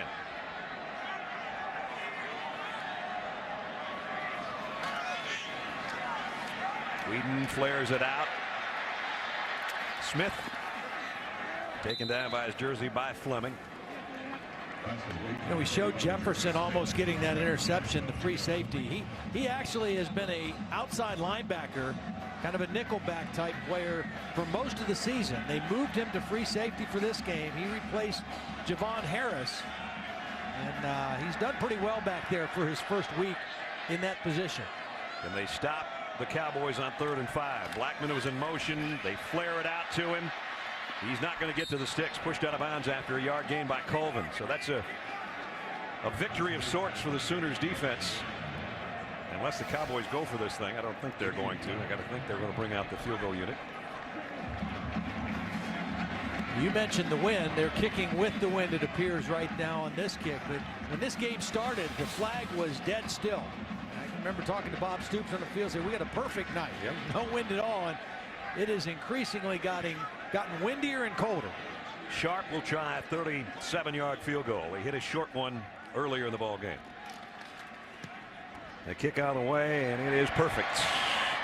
3 more for Oklahoma State, but it could have been worse if you're a Sooner fan. They hold him to a field goal.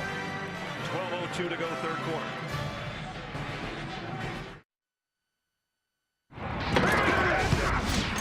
Welcome back to ESPN on ABC Saturday Night Football, presented by Southwest Airlines, part of Dr. Pepper Championship Week. These guys trying to win the Big 12 conference title. Just went 60 yards in 9 plays. Quinn Sharp with a 37-yard field goal capping things off. Whedon was 4 for 6 on that drive, and with that, over 4,300 passing yards, breaking his own school record last season when he had 4,277. And that guy just went over the single season reception mark that he set last year when he had 111, 112. Not a bad couple of years for those two, I'd say. Jeez. And again, the kick is deep. Trey Franks can't handle it. Oklahoma has to work from the 20-yard line. Monday Night Football. Phillip Rivers and the Chargers trying to stay in the AFC West race. He'll take on Maurice Jones-Drew and the Jaguars. Chargers and Jags, Monday night, 8:30 Eastern. Also available live on Watch ESPN. Starts with Applebee's Monday Night Countdown at 7. Now, it's interesting. Todd Monken, the offensive coordinator for Oklahoma State, spent 4 years with the Jacksonville Jaguars. And when he talks about being around Brandon Whedon, he says with his age and maturity, it's like being around an NFL guy. He's a very bright guy, studies the game, loves the game. Very familiar to him, like working with NFL quarterbacks. Landry Jones fanned one, lost the handle. Oklahoma State, if it's not a pass, it's a touchdown. Ricchetti Jones, and it looks like it indeed is another Cowboy score. Well, his hand and arm was definitely coming forward. The question is, did the ball come out before? I think it did. I think the ball came out as it was going back. The arm came forward without the football, and I think that's going to stand as a fumble. They'll take a look at this one, obviously. But after fumbling earlier and having Blatnick go all the way down to the 1-yard line, another disastrous turnover, if indeed it is, for Oklahoma. You know, you mentioned the weather getting colder. And what happens to a football when it gets colder is it gets slicker. It gets harder to hang on to. It's not wet, but it's dry and cold, and that football gets cold, hard, and slippery.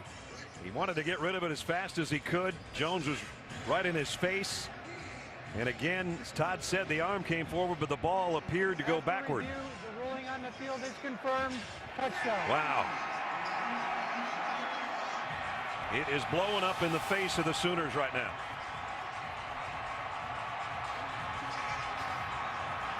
And 2 defensive linemen have made 2 of the biggest plays of the night. Yep. A couple of seniors, both Texas natives. And again, the turnovers. They've done it all year, and sometimes you just have those seasons where that ball bounces your way That was turnover number 40 that they forced on the season. Sharp for the point after.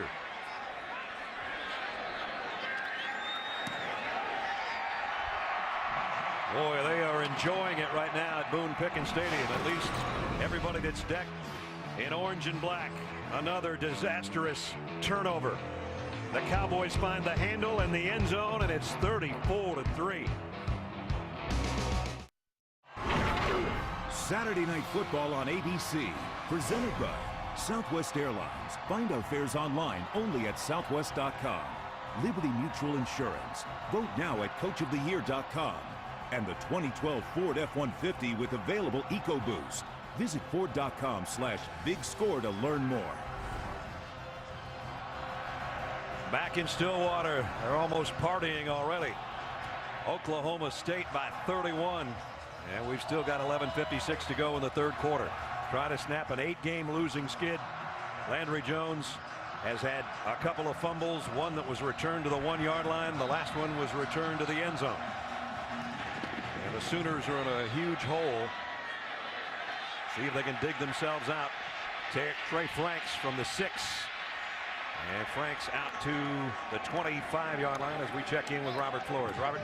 All right, Brad, ACC championship game from Charlotte, a rematch from earlier this season. Clemson starting to open things up against number 5 Virginia Tech. Taj Boyd to Sammy Watkins, the freshman, all alone, and it's 24-10, third quarter. Hokies, one of the hottest teams in the country, but down big in the second half. Tigers finally finding their mojo a little bit after a rough month. Can Oklahoma find any sort of mojo here in the third quarter to get back in this game?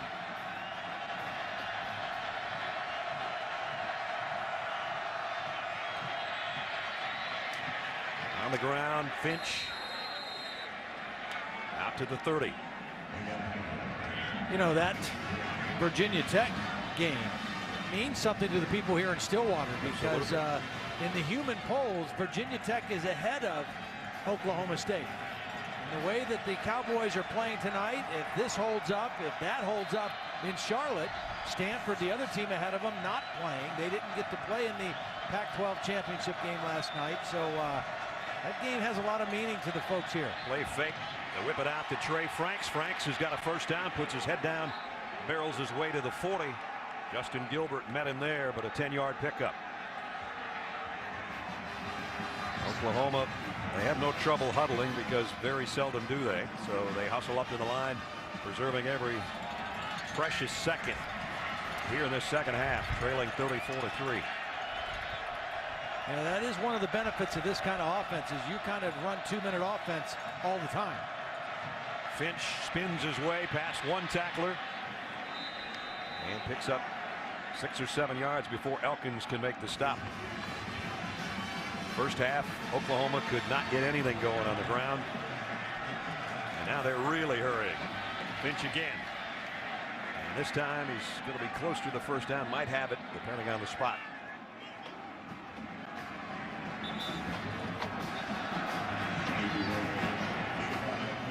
Doesn't take long for either one of these teams to put points on the board. Oklahoma State 148. And Oklahoma 204 on their lowest average time at touchdown drives. And all those other high-powered offenses, with the exception of Florida, really in that top 5 category as well. First down, just shaded on the Sooner side of midfield. Williams met in the hole, only got about a yard. And it was Sean Lewis who's had another exceptional game at the outside linebacker spot for Oklahoma State. Tell you, I think the week off that Oklahoma State had really benefited them in a lot of ways. I mean, they're a very fresh-looking football team tonight defensively. Got a lot of speed, a lot of jump in their step tonight. Offensively, their running game has been much better than it's been the last few weeks. Jones throws on the run, completes it, or did he? Millard, did he trap it? The official's going to give him the catch.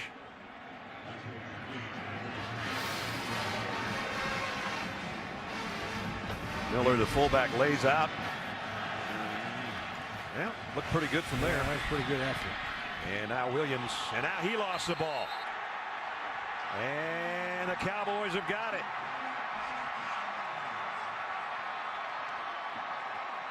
Levy made the hit. Well, one of the things that we said for Oklahoma State to have a chance to win, one of their keys was to win the turnover battle. And that's 4. That makes it 4-0. That's winning it. Winning it big. There's Levy with a hit right on the ball. And Collins, 98, is going to be the guy that comes in at the back of the play and finds the football. The wheels are falling off the Boomer Schooner right now.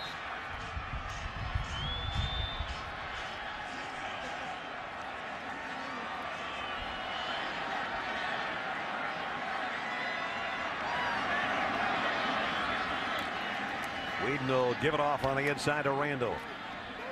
Tough 2 or 3. Tom Ort, the middle linebacker, made the hit. You know, you mentioned the time off, 2 weeks in between games, and Mike Gundy was telling us not only did we get a little bit healthier, but he said after the plane crash that we talked about at halftime, he said, I had to get everybody out of here. Yeah. I just said, go home, be with your family for a while, get away from football. And he said it seemed to help everybody when they came back. They were ready to play, and boy, they have been ready to play tonight. Whedon on a crossing route to Cooper, cut down, loss of a yard on the play. Now, the other thing that they were able to do with the bye week is you're able to, you've already rested and given some days off. When you bring them back, you can get into some more physical practices and do some more. They did more inside running drills against their own defense with that extra time, and it's really shown tonight. They're down at 7. 3rd and long doesn't necessarily mean a lot to this group. They're used to throwing it. This time they're way out in front of Cooper, and Oklahoma State will have to punt.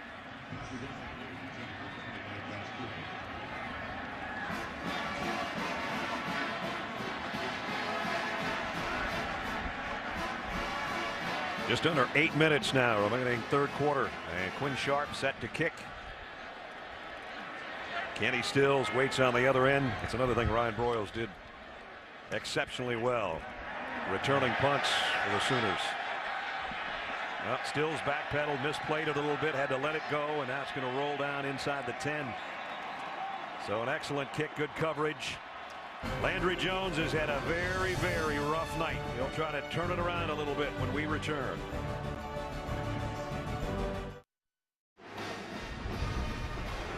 Take a look at our Pacific Live game summary. And Todd, about 2.5 hours ago, you talked about the keys to the game, and boy, were you right on it. Well, Oklahoma had to win the rush battle. They've been not able to do that. They've had to try to affect Brandon Whedon. They haven't done that. And Oklahoma State, on the other hand, has done exactly what they needed to do: win turnovers and take care of their quarterback. And it's been a very clean performance for the Cowboys. Sooners inside their own 10. Brennan Clay is in their backfield right now, and he'll get the carry. Trying to get to the edge, and he's not going to get anywhere near it.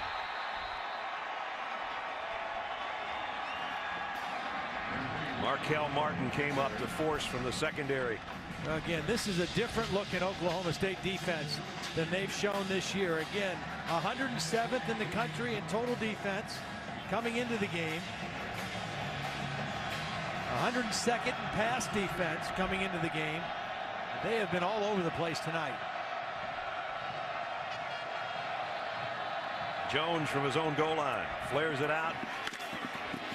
Clay gets out across the 10. Bill Young has got to be smiling right now, the defensive coordinator of the Cowboys, as they have been kind of maligned this year. And not only that, but Bill's been part of Bedlam on both sides. He was an assistant coach at Oklahoma back in the day too. So right now his defense is playing lights out. Let's check in with Holly. Well, guys, all through the Oklahoma State football complex yesterday, we saw signs that were posted up that said "Countdown to Greatness 9." We asked, what does that mean? And it's the takeaways. They're trying to set the NCAA record for takeaways in a season. With 4 tonight, guys, they're almost halfway there. Counting the bowl game, they might make it. But this game's played out just like their season. They've given up a lot of yards, but the takeaways have been the difference. Exactly. 3rd and 7 with 7 to go in the 3rd quarter. Blitz coming on Jones, and it's going to get him. Zach Craig from his safety spot.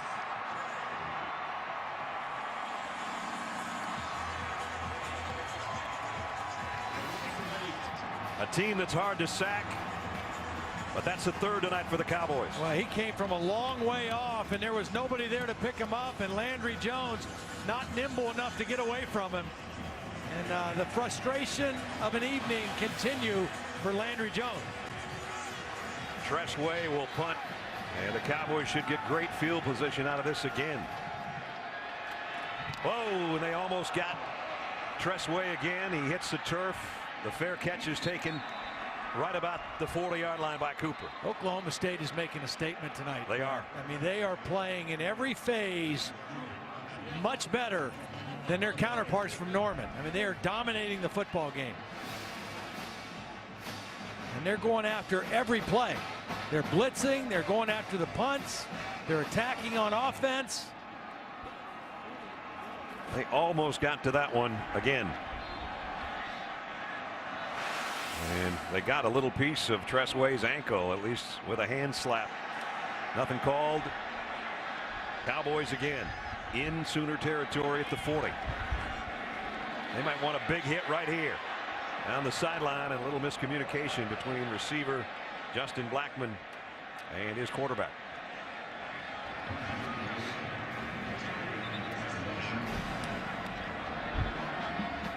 We asked Raymond Whedon yesterday, what would mean more, beating Oklahoma or getting a BCS game? And I said, I understand that question's tied together. He said, for me personally, beating Oklahoma. For the program and Oklahoma State, it's getting to a BCS game and winning a conference crown. So while they're tied together, it meant more to him to beat the guys in the crimson and white. Reese, Kirk, Craig James, the All-State BCS selection show tomorrow night. They'll unveil the final poll, let you know who's playing in the national championship and all the other bowl games. 8:15 Eastern and then 9 Eastern. College football bowl selection and the All-State BCS selection show tomorrow night on ESPN. Brad Nessler, Todd Blackledge, Holly Rowe, and our crew in Stillwater, where it's all Cowboys right now here in the third quarter. And here's Smith breaking free again and scoring again. Touchdown.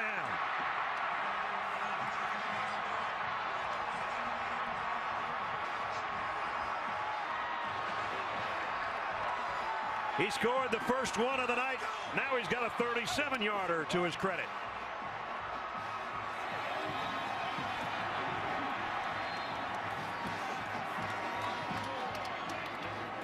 And now the question starts being, how much of a statement are they making? And will they start to sway the voters' minds a little bit? Because this is becoming a rout against the number 10 team in the country. The number 3 team is making a statement. 41-3. Jeremy Smith just ran through the arm tackle of Corey Nelson. Corey Nelson, normally a dependable linebacker. Watch number 7. He's unblocked.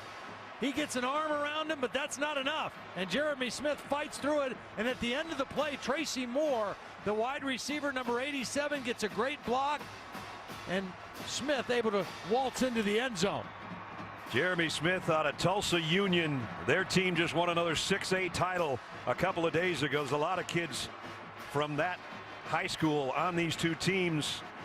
They beat Jenks in the semifinals. They beat Broken Arrow by a point. Between Jenks and Tulsa Union, I think they have the last 16 6A championships in this state. They put out a lot of good football players. Yes, they do. Wow. I didn't see this one coming, partner. No, I didn't either. I thought there'd be a lot of points, but I thought they'd be on both sides of the ledger. Exactly.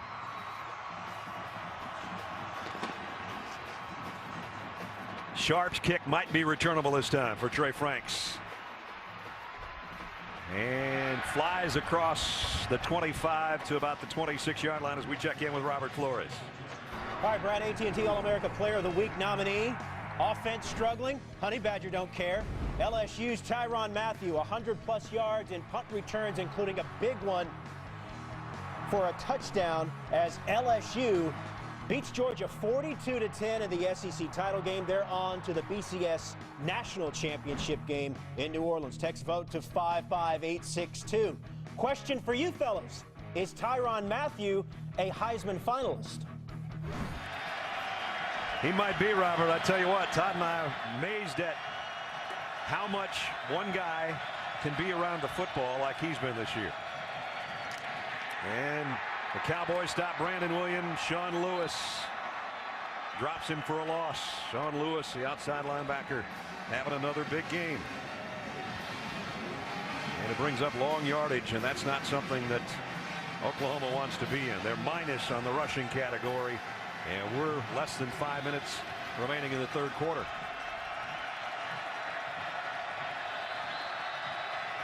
Second down and 12. Jones, and he has another one. His arm apparently hit as that just flops out of bounds near the 30-yard line. We're talking about Tyrann Mathieu, and yeah, he's one of mine. Is he? Yeah, he is. You know, in the thing that Joe Tessitore, the little Heismanology, last week when I sent my 3 guys in, he was one of my 3. And so nothing's changed your mind, that's for sure. No, outstanding player. Landry Jones, plenty of time this time, and drop ball. Finch didn't hold it. That's the way the night's been going for the Sooners. You know, I want to get back to a little bit. You were talking about the statement that Oklahoma State is making. Mike Gundy made a statement. He said, as of 2008, he said he thinks this team can play with anybody, anytime, anywhere. And I wondered about that because of their defense. But if their defense plays the way they play tonight, yeah, I'd have to agree. They can play with anybody. Tress Way has been a way too busy punter tonight for Oklahoma. Got a nice kick away, though, again under heavy pressure. And this time, no fair catch taken by Cooper. He's going to finally field one. And it goes down in his tracks basically at the 26-yard line. Well, Oklahoma State appears on its way to a win. They would have 5 over current top 25 teams, 7 over top 50 teams. They would be conference champion, which Alabama wouldn't be. And the only losses each in overtime. Alabama to number 1 LSU, and Oklahoma State at Ames against Iowa State a couple weeks ago. Yeah, I thought it was interesting earlier this week. Mike Gundy said, you know, if he was voting, which he's not a voter, and if he was fair, he would probably put Alabama ahead of them as well. They lost to the number 1 team in the country in overtime. Cowboys with the ball back, less than 4.5 to go in the third quarter. And there goes Randall again, all the way to midfield. Well, they're just ripping them now. Yeah, they are. I mean, it's just, you know, they feel it, they smell it, they taste it, and it's just full throttle. You got a defense that's tired, that's cold. They don't want to tackle right now, and Oklahoma State just keeps it going. First down at the 48. Whedon flares it out. Randall, this time out of the backfield. He's got another first down and a lot more. Joseph Randall, who had some fumble problems in that loss to Iowa State, and he's holding on to everything tonight. Now Justin Blackman, we know he's a great receiver, the premier one in college football, possibly also doing his job as a blocker on the perimeter on that play for Randall.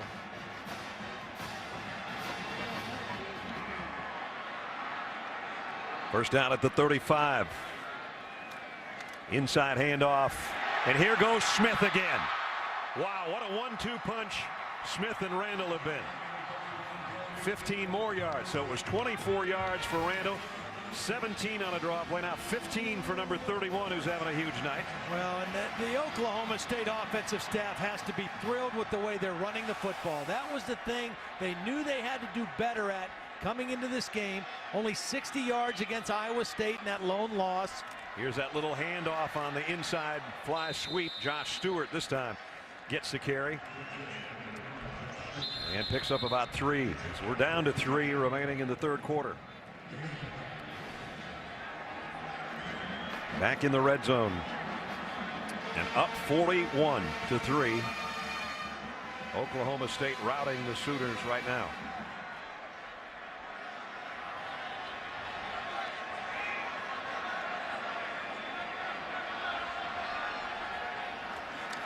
Brandon Whedon fires to the end zone, just off the outstretched arms of Josh Stewart. Yeah, just a hair high. The timing was good. The opening was there. The ball just a little too tall for Josh Stewart. Perfect timing on the throw right out of the break. And if that's lower, it's a touchdown before Jefferson gets there for the hit. Or if Josh is 6'1" instead of 5'10", it might have been a touchdown. Randall back into the backfield, 3rd down and 8. Blackman, he gets that flip again. And this time Oklahoma waiting for him, maybe a yard gain, and that's it. Demontre Hurst made the stop.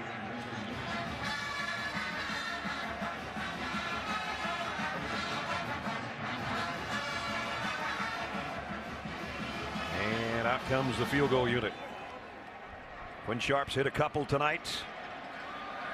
25 and 37. And this one's going to be right about 34.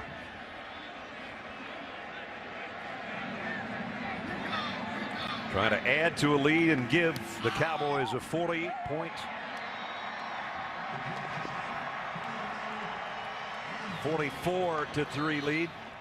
And less than 2 minutes remaining. Mike Gundy, Todd was talking about, in talking with Mike, a lot of people felt like he wasn't really stumping for his team, and he said, you know what, the SEC, they should get the love. They had Florida, LSU, 5 straight BCS titles, Florida a 2nd time under Urban Meyer, and then Alabama and Nick Saban, and finally Gene Chizik, Cam Newton, the Heisman Trophy winner in Auburn, 5 straight. And with that, you know, talking with Mike and he talking with the media, he kind of said, you know, we don't belong in that category. LSU's the #1 team, and Alabama's really good. And he said, you know, if we start winning conference championship, if we just win 1 and we keep winning 11 games a season, I'll put us in that category. And I'll be interested to hear if this continues and they hold on and win what it looks like they're going to, what his tune will sound like in the press conference tonight and tomorrow. Here's the deal. Their defense tonight has shown me something. You know, coming into the game, they were giving up more yards per game and points per game than Alabama and LSU combined. This is a different defense tonight. Kick. Roy Finch will take a knee, and Oklahoma will have to work from the 20-yard line. The battle of field position has been won in a big way by the Cowboys tonight, too. As you take a look at the All-State top 5 teams in the BCS standings, there's LSU, 1-1 in everybody's mind, and again a resounding win over Georgia today. Alabama, Oklahoma State, as you can see, the computers like them, but the pollsters aren't crazy about them. And I just wonder how many of those folks are watching tonight going, ooh, I think maybe these guys are better. I think it'll change. Stanford's not playing. Virginia Tech in a battle with Clemson over in Charlotte. And this team putting on a dominant performance against a team they have not beaten for 8 consecutive years.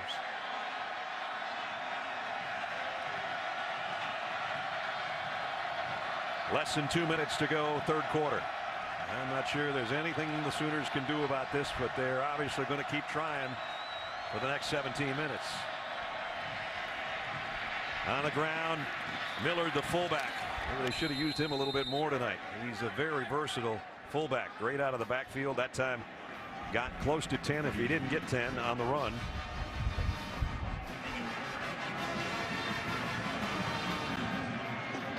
And he's just a yard shy, less than a yard shy of the 1st down. He stays in there as the single setback. There's the running back coach for Oklahoma, Cale Gundy, the brother of Mike Gundy.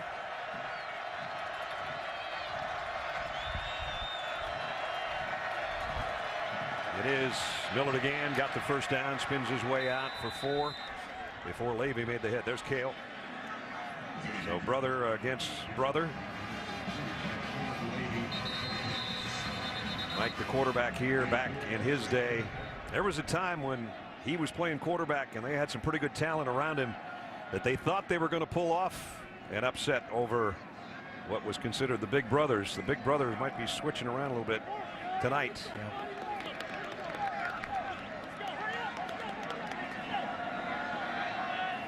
Got an injured player. It is Caleb Levy, the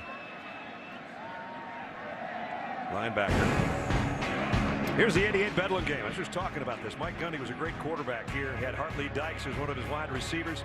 Barry Sanders was in the backfield. They should have won this, they think. Gundy has got Parker. Oh, he dropped it.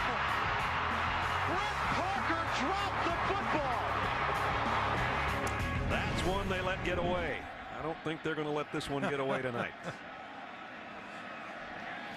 Mike threw for well over 7,000 yards, which sounds like a huge number, but in this day and age, you got guys like Whedon, who throws for 4,000 back-to-back years, much less over the course of a college career.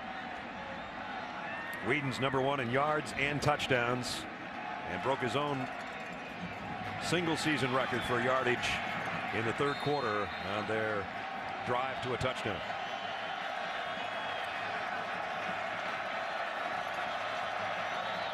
First and 10, Sooners, final minute, third quarter. From their own 33. Play action.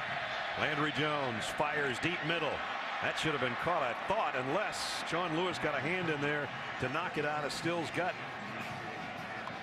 A pretty good throw. Kenny Stills, the intended receiver. You know, you have to wonder what difference, and I'm sure it would have made one, Ryan Broyles if he was on the field tonight.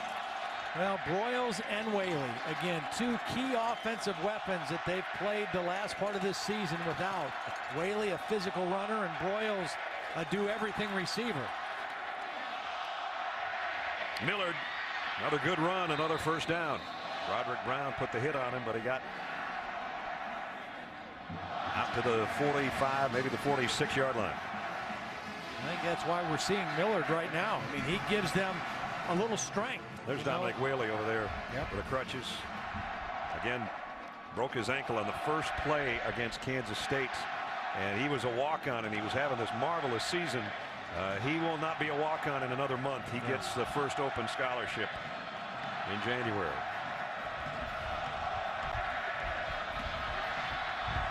Miller getting some serious work here. Cut down that time, though, by Datejuan Lowe, who hit him low. Yeah, he went low, didn't he? And that should do it for the third quarter. Already the Cowboys holding up 4 fingers. I don't blame them.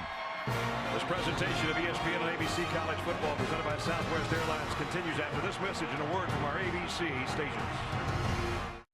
Another pass. Markel Martin got his hand on it.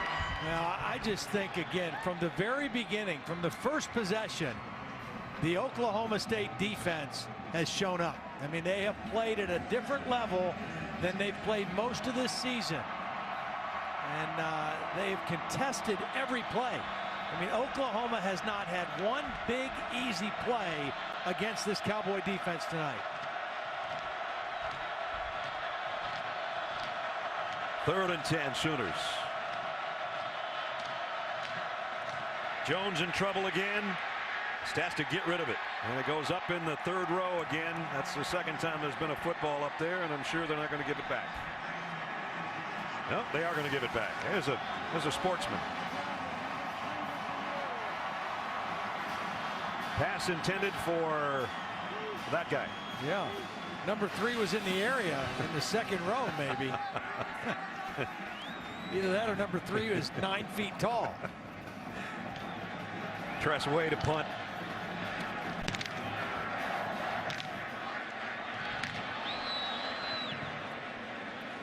Cooper, fair catch, and made a good fair catch, backpedaling around the 9-yard line. Early fourth quarter, all Cowboys. Get ready for bowl season with the ESPN Bowl-bound app, featuring video news and analysis, latest BCS standings, and weekly projections. ESPN's Bowl-bound app, free on iPhone and Android. Text BOWL to 43776 to download. Sooners right now are getting downloaded by the Cowboys here, 44-3. And Randall on the handoff. Brandon Whedon hasn't had to throw touchdown passes tonight. He's got these guys to work with. Having a decent night for just an average quarterback, but he's anything but average. with his numbers. Yeah, and they've run the football. They came into the game averaging 161 yards on the ground, 182 now. And that takes a lot of pressure off the quarterback. And he has not been touched. Not even close.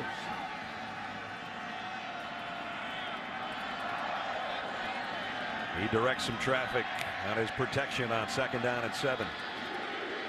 Taking his time and says, Justin Blackman, come now. And he'll give it off on the ground again to Randall. And again, a big chunk on the ground. Now, this offensive line has controlled the football game. I mean, they have absolutely done a great job opening running lanes, protecting the quarterback. The center, Grant Garner, number 74, getting to the second level. He is really good at that. They run the zone play. That's their bread and butter. And somebody's got to get to the second level, get to the linebackers, and Garner does a great job of that. Cooper in motion, but the handoff will go to Randall again for 2, maybe 3. Jamarcus McFarland made the tackle as we check in with Holly. Well, Oklahoma State quarterback Brandon Whedon played professional baseball, but when he was wrapping up his career, he said, I was in an airport talking to my agent and knew that my baseball future was probably over, so I thought, you know, I want to think about it a few days, maybe get into football. He decided to call Oklahoma. He grew up in Edmond, halfway between here and Norman. They were very polite, but he could tell they were not interested, and so now he's here at Oklahoma State. And it worked out pretty well, that's for sure. With a pro football career in his future, playing his last game here tonight along with 15 other seniors and 1 junior. That junior being Justin Blackman, who was introduced tonight with the seniors because he's expected to be maybe the first wide receiver taken in the NFL draft next spring. And that senior class, more wins than any class in school history. This would be their 40th win tonight. Yep. Mike Gundy said they're responsible for the way people think of Oklahoma State now. And now they've set a program pattern. So the young guys behind him are going, okay, we got to keep this thing going. Whedon double clutch because he had a man right in his line of sight. First time he got knocked down. Yep. Because he had to double clutch on the quick screen. Jeremy Smith did make the catch but lost some yardage. So for the first time tonight, number 3 feels a hit from somebody in crimson and white.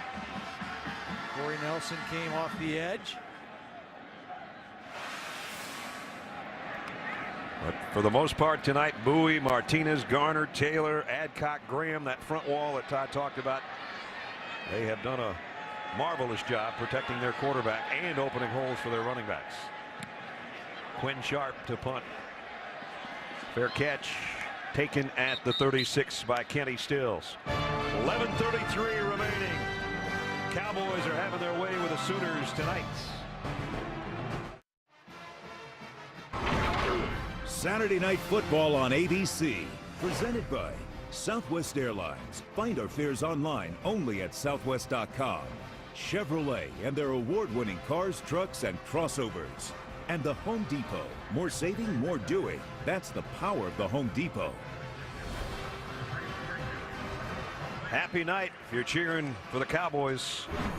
Not so much if you're cheering for the Sooners. As we take a look at our Pacific Life game summary. Turnovers. Broderick Brown with an interception in the end zone. Stopped an Oklahoma drive. And then Landry Jones fumbled. Blatnick picked it up on a perfect hop. Took it down to the 1. They scored 1 play later. Then on a fan job on an attempted pass, Richetti Jones takes it in. And then another fumble recovery right here led to yet another Cowboy touchdown. Well, that's been their MO all season. Coming in, led the nation in forced turnovers. They were second in the country in turnover margin behind number 1 LSU. But they've added 4 to that tonight. So just an outstanding continuation of what they've done all year. 41 forced turnovers now and plus 20.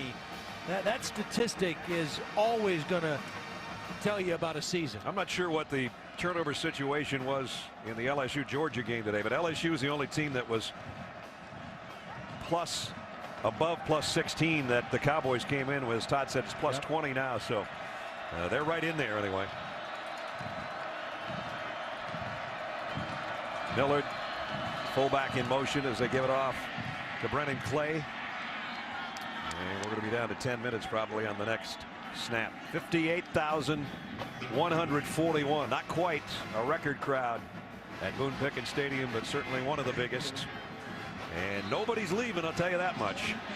They said earlier this week they thought they had storm warnings for today. It was raining like crazy this morning, and it cleared off. But the storm they were talking about is whether or not the fans here would storm the field if they were able to beat Oklahoma. We'll know that in about 10 minutes and 15 seconds.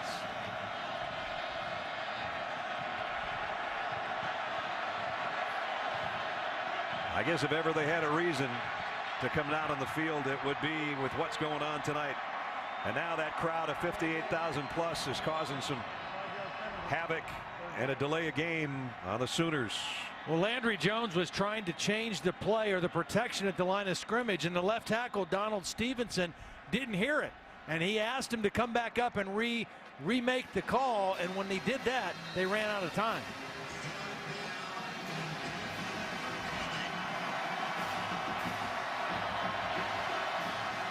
So that backs it up to the 44. Under 10 minutes, nothing going right for Oklahoma.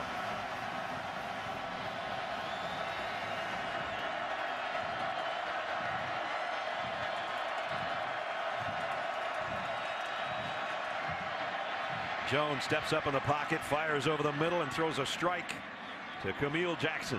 One of his best throws of the night right there. Stepped up, stepped right into it. 17-yard pickup. Right in front of the receiver. Perfect spot for the football.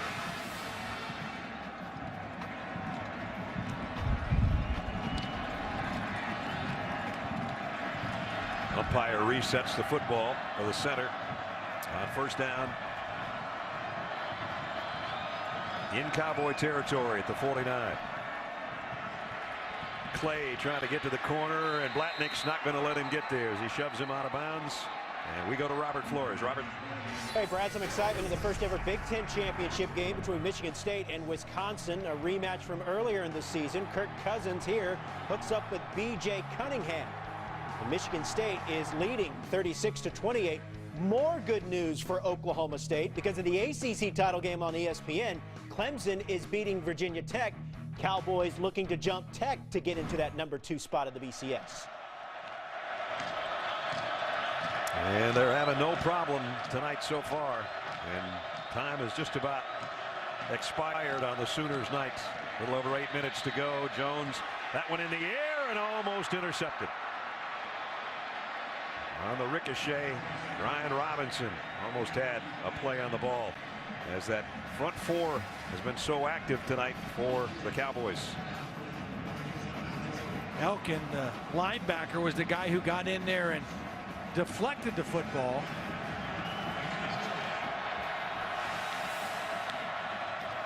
Jones loads and goes deep.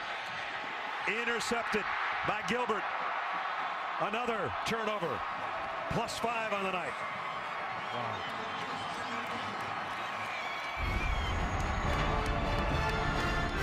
The Cowboy defense. Ride 'em Cowboys.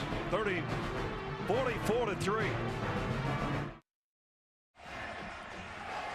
The reaction in Afghanistan tonight for the Cowboy fans. I think the most interesting bet I heard about, two guys. The loser was going to have the mascot tattooed on his rear end. Somebody's going to have a Sooner schooner thing on his backside. Oklahoma State came in. Here's what they need to play in the BCS championship game. Remember, the computers love them, but the voters don't so much. So if more than 25% of the voters made them second place voters and everybody else made them #3 on their ballots, they got a shot. What they're doing now is they are annihilating their counterparts from Norman, and it's getting worse. Randall all the way out to the 43-yard line. Joseph Randall. And right now, just steamrolling the Sooners are the Cowboys from Stillwater. And Todd, I don't know, are they good enough to be in the BCS National Championship game? Well, I'll tell you what, I'm very impressed with them tonight. I don't think it's going to happen. Right. I think when the voters cast their final votes, I think they will be good enough to be the third best team, you know, on all the polls. I think they'll pass Stanford. I think they'll pass Virginia Tech. I don't think they'll pass Alabama. And in my own personal opinion, I still think LSU and Alabama are the two best teams in college football. However, I, as a fan, would love to see this offensive football team go against either one of those defenses and see the Big 12 and the SEC in that kind of a matchup. The fans are chanting LSU right now. You know, it's so interesting when you think about comparing the Big 12 and the SEC. The Big 12 known for offense. Oklahoma State has gained more yards in 8 and probably 9 games now this season than LSU and Alabama gained combined when they played on November 5th. Here's Smith, another big opening, and the ball came out of the end. And who's got it?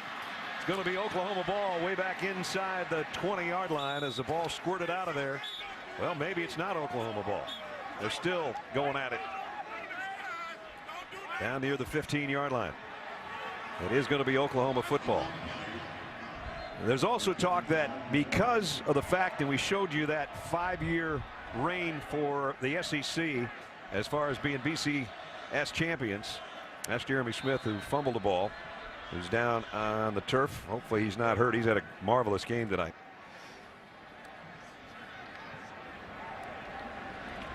But a lot of people think because of those BCS championship games and the reputation that the SEC has around the entire country by guys like us and other people, that maybe they get too much credit. You know, that's the strongest conference is. Obviously, the defenses of Alabama and LSU are unparalleled. Yeah. But maybe guys like this deserve a little love and a chance. And like you said, everybody I've talked to said, you know what? We've already seen Alabama and LSU, and it was an overtime game, and it was a bunch of field goals, and it was a bunch of defense, and that's great if you love defense. But most people I talked to said, I would love to see somebody that can score 50 points a game, see if they can score enough to beat an LSU. Well, and that's an intriguing thought, you know, but I think what's going to still stay in the minds of most voters is Alabama's loss was to the #1 team in the country in overtime. And it was a game that really they controlled and should have won, but they didn't. Oklahoma State's loss 3 weeks later was on the road at unranked Iowa State. And I think that loss, losing to a team like Iowa State, is going to weigh in the mind still when they cast their votes. I just hope that it doesn't take away from what Oklahoma State's doing here. They're going to win a conference championship. They're going to go to a BCS game, and they have to be awfully proud of another 11-win season. But there are people around here that thought if they beat Oklahoma tonight, too many people would look back to 2 weeks ago and say, well, if they just would have beaten Iowa State. Now they're still look at it that way. They're taking the next step as a program. I mean, they are taking the next step, an outright conference championship, a BCS bowl game, even if it's not the championship game, a huge step in the right direction for this program because they're moving themselves into a new stratosphere as one of the elite programs in college football with a win here tonight. They're doing what Oregon did in the late 90s when they finally got in the Rose Bowl picture. They're doing what Wisconsin did in the early 90s to make their first Rose Bowl in 31 years under Barry Alvarez. That's what Oklahoma State is doing right now. They're making a statement, and they're moving the program to the next level where they're going to be a perennial bowl team and maybe always be in the hunt to go to the BCS or to be possibly involved in a national championship game. Roy Finch on the biggest run of the night after that fumble recovery, 33 yards for Finch. Some of the great signs we're seeing now, I'm not sure they were holding those things up earlier in the ball game, but they certainly have reason to with 6:22 to go.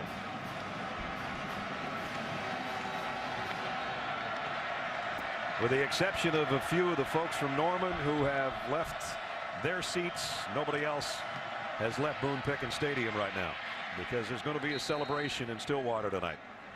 Well, you know, the drum that they will beat the loudest here in Stillwater tonight and through the weekend and next week will be those quality wins, the number of quality wins over ranked opponents that this Oklahoma State team can boast compared to what Alabama can boast. But again, there's that perception the SEC is still the strongest conference, so therefore Alabama has a little bit more weight. Again, this will be the 5th win over a BCS top 25 team for Oklahoma State. Here's Millard, and he's a couple yards shy of the first down as we check in with Holly. Well, this is arguably one of the biggest games in Oklahoma State history, so we were wondering if Mike Gundy would get tight, how he would coach tonight. Well, it was a good signal when he told us that yesterday morning he spent his time digging trenches on his 70-acre farm here in Stillwater, laying some power lines, some telephone lines. He said, you know, I've been involved in sports since I was 5 years old, playing year-round. I know how to focus during a game, and his demeanor has been very calm here on the sidelines, guys. I'll tell you what, his team's laid some power lines down tonight on Oklahoma. I hope he's got some long underwear on, because he's going to get Gatorated here in a very short amount of time. First down run, a little skirmish on the bottom of the pile as we're under 5 minutes. I'll tell you, the happiest guy in this stadium might be Bill Young, because the defensive coordinator for a team coming in that was 107th in the nation in total defense has put on a show tonight and made them look like a legitimate national championship caliber team. They take the 8th highest scoring offense in the nation and held them to a field goal, which came on the final play of the second quarter. Here's a little flare out to Trey Franks. Tyler Johnson made the tackle on Franks.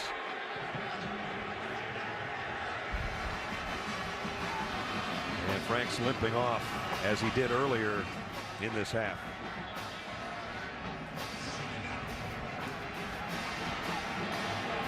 The Sooners are going to come up short of a 10-win season. That doesn't happen very often. Of course, they could get the 10th win in their bowl game, wherever that might be. You'll find out about all the bowls starting at 8 o'clock tomorrow night on ESPN, 8:15 rather, and continuing at 9 o'clock when you'll find out, after you find out who's going to play in the national championship game, you'll find out about the rest of the bowls.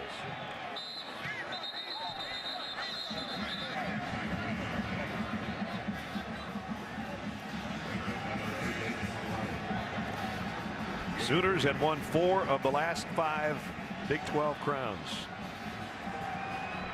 And they had won the last 8 straight in this Bedlam matchup. There's another nice stop by Sean Lewis, who's had a huge game. The sophomore out of Missouri City, Texas. Well, he did a great job of running down the line of scrimmage. He came off the edge, saw the handoff, and then straight down the line of scrimmage to make a play for the stop short of the first down. 4th and a long one. Blake Bell's in for the first time tonight, the short yardage quarterback. They haven't had any short yardage or goal line situations, so he hasn't had a chance to play. How about that? He's been such a big part of their offense over the last 4 or 5 weeks. First time in the game. Redshirt freshman, all 6'6", 250 pounds of him. And he'll just run it behind his blockers, and he's got the first down. He might have a touchdown, and does. Bell for the score, the first touchdown of the night for Oklahoma. 29-yard rumble. Most of his runs have been inside. This time they take it outside. Jaden Bird, number 53, with a key block right on the edge. And a little different look out of that power formation, the Belldozer package. And Blake Bell gets his 10th rushing touchdown of the season. That's tops on the team. But it's way too little and way too late. So it was a good-looking play. And he's the future at quarterback for the Sooners. And finally they get a touchdown, but it comes with 2:25 remaining in the football game. Landry Jones couldn't get him in the end zone. Blake Bell did, but did it with his legs. 44-10.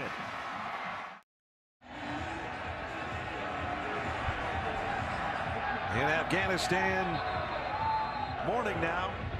Breakfast has already been served, and notice has been served on the Sooners by Oklahoma State tonight. So take a look at our Pacific Live game summary. 247 yards on the ground for the Cowboys. Turnover story 5-1 now, and that led to the only Sooner touchdown after Jeremy Smith fumbled. They get down, and Blake Bell gets him in the end zone on a 29-yard run. But all Cowboys 44-10. Yeah, they protected their quarterback, Brandon Weeden. No touchdowns, but no sacks and no rug burns either. No. I mean, he was not on the ground. And I'm sure, even though first game he hasn't had a touchdown pass, he's not going to care at all after what he talked to us about what this game meant and being able to beat Oklahoma. That's a free ball. Finally found the handle, Justin Gilbert. And Gilbert stopped at the 20 and then pushed back. Well, coming into the game, Oklahoma State averaging 161 yards a game on the ground, 8th in the league. Tonight, a completely different story. They've run early, they ran often. 30 carries, 271 yards worth of running. And the more this game wore on, the more they just gashed this Oklahoma defense. And it was a combination of Joseph Randall and Jeremy Smith.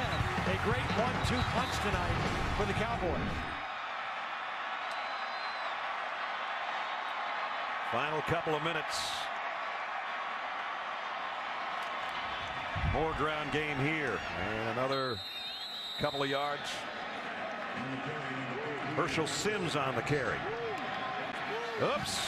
Todd was just talking about hoping Mike has long undies on. I hope he does too. Yeah. Well, he didn't change expression much, did he? Oh boy. He'll enjoy it more and more as the night and the weekend progresses. And we talked about the storm forecast for Stillwater. You can see that some of the fans are lining up to be part of the field when it's over. There's Sims again on the carry. Oklahoma State up 34. It's going to be one of the largest wins in history for them. 47 back in 45. The celebration is close at hand now with just over a minute to play. Well, my advice to players on both teams, particularly the ones from Oklahoma, put your helmets on and strap up your chin straps before the field gets covered with folks.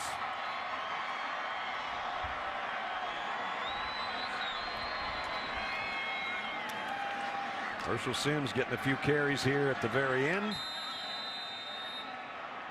We might or might not have another snap. You're number one in the Big 12, Spider-Man. Tell you that much. Champions of the Big 12 for the first time. And Bedlam about to become mayhem.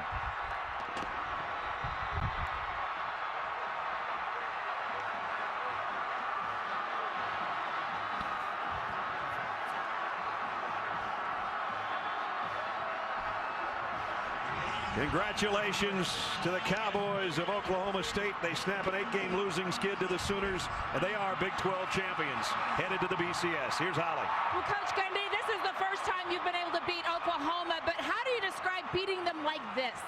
Well, our players had really two really good weeks of practice, and these are special kids. I told them in the locker room before the game that they're a special group, and they deserve it.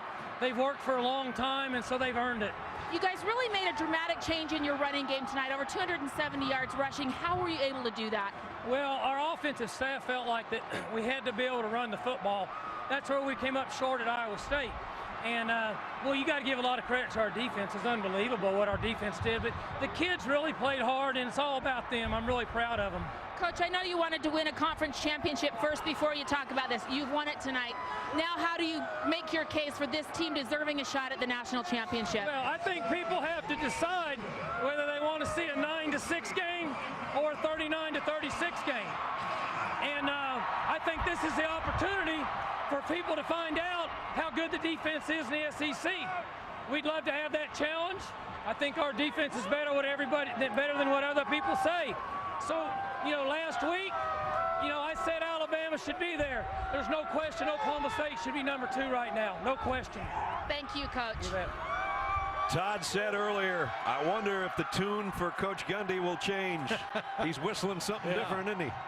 That's okay. He's got reason to brag up his team after a resounding win tonight. 44-10 is the final.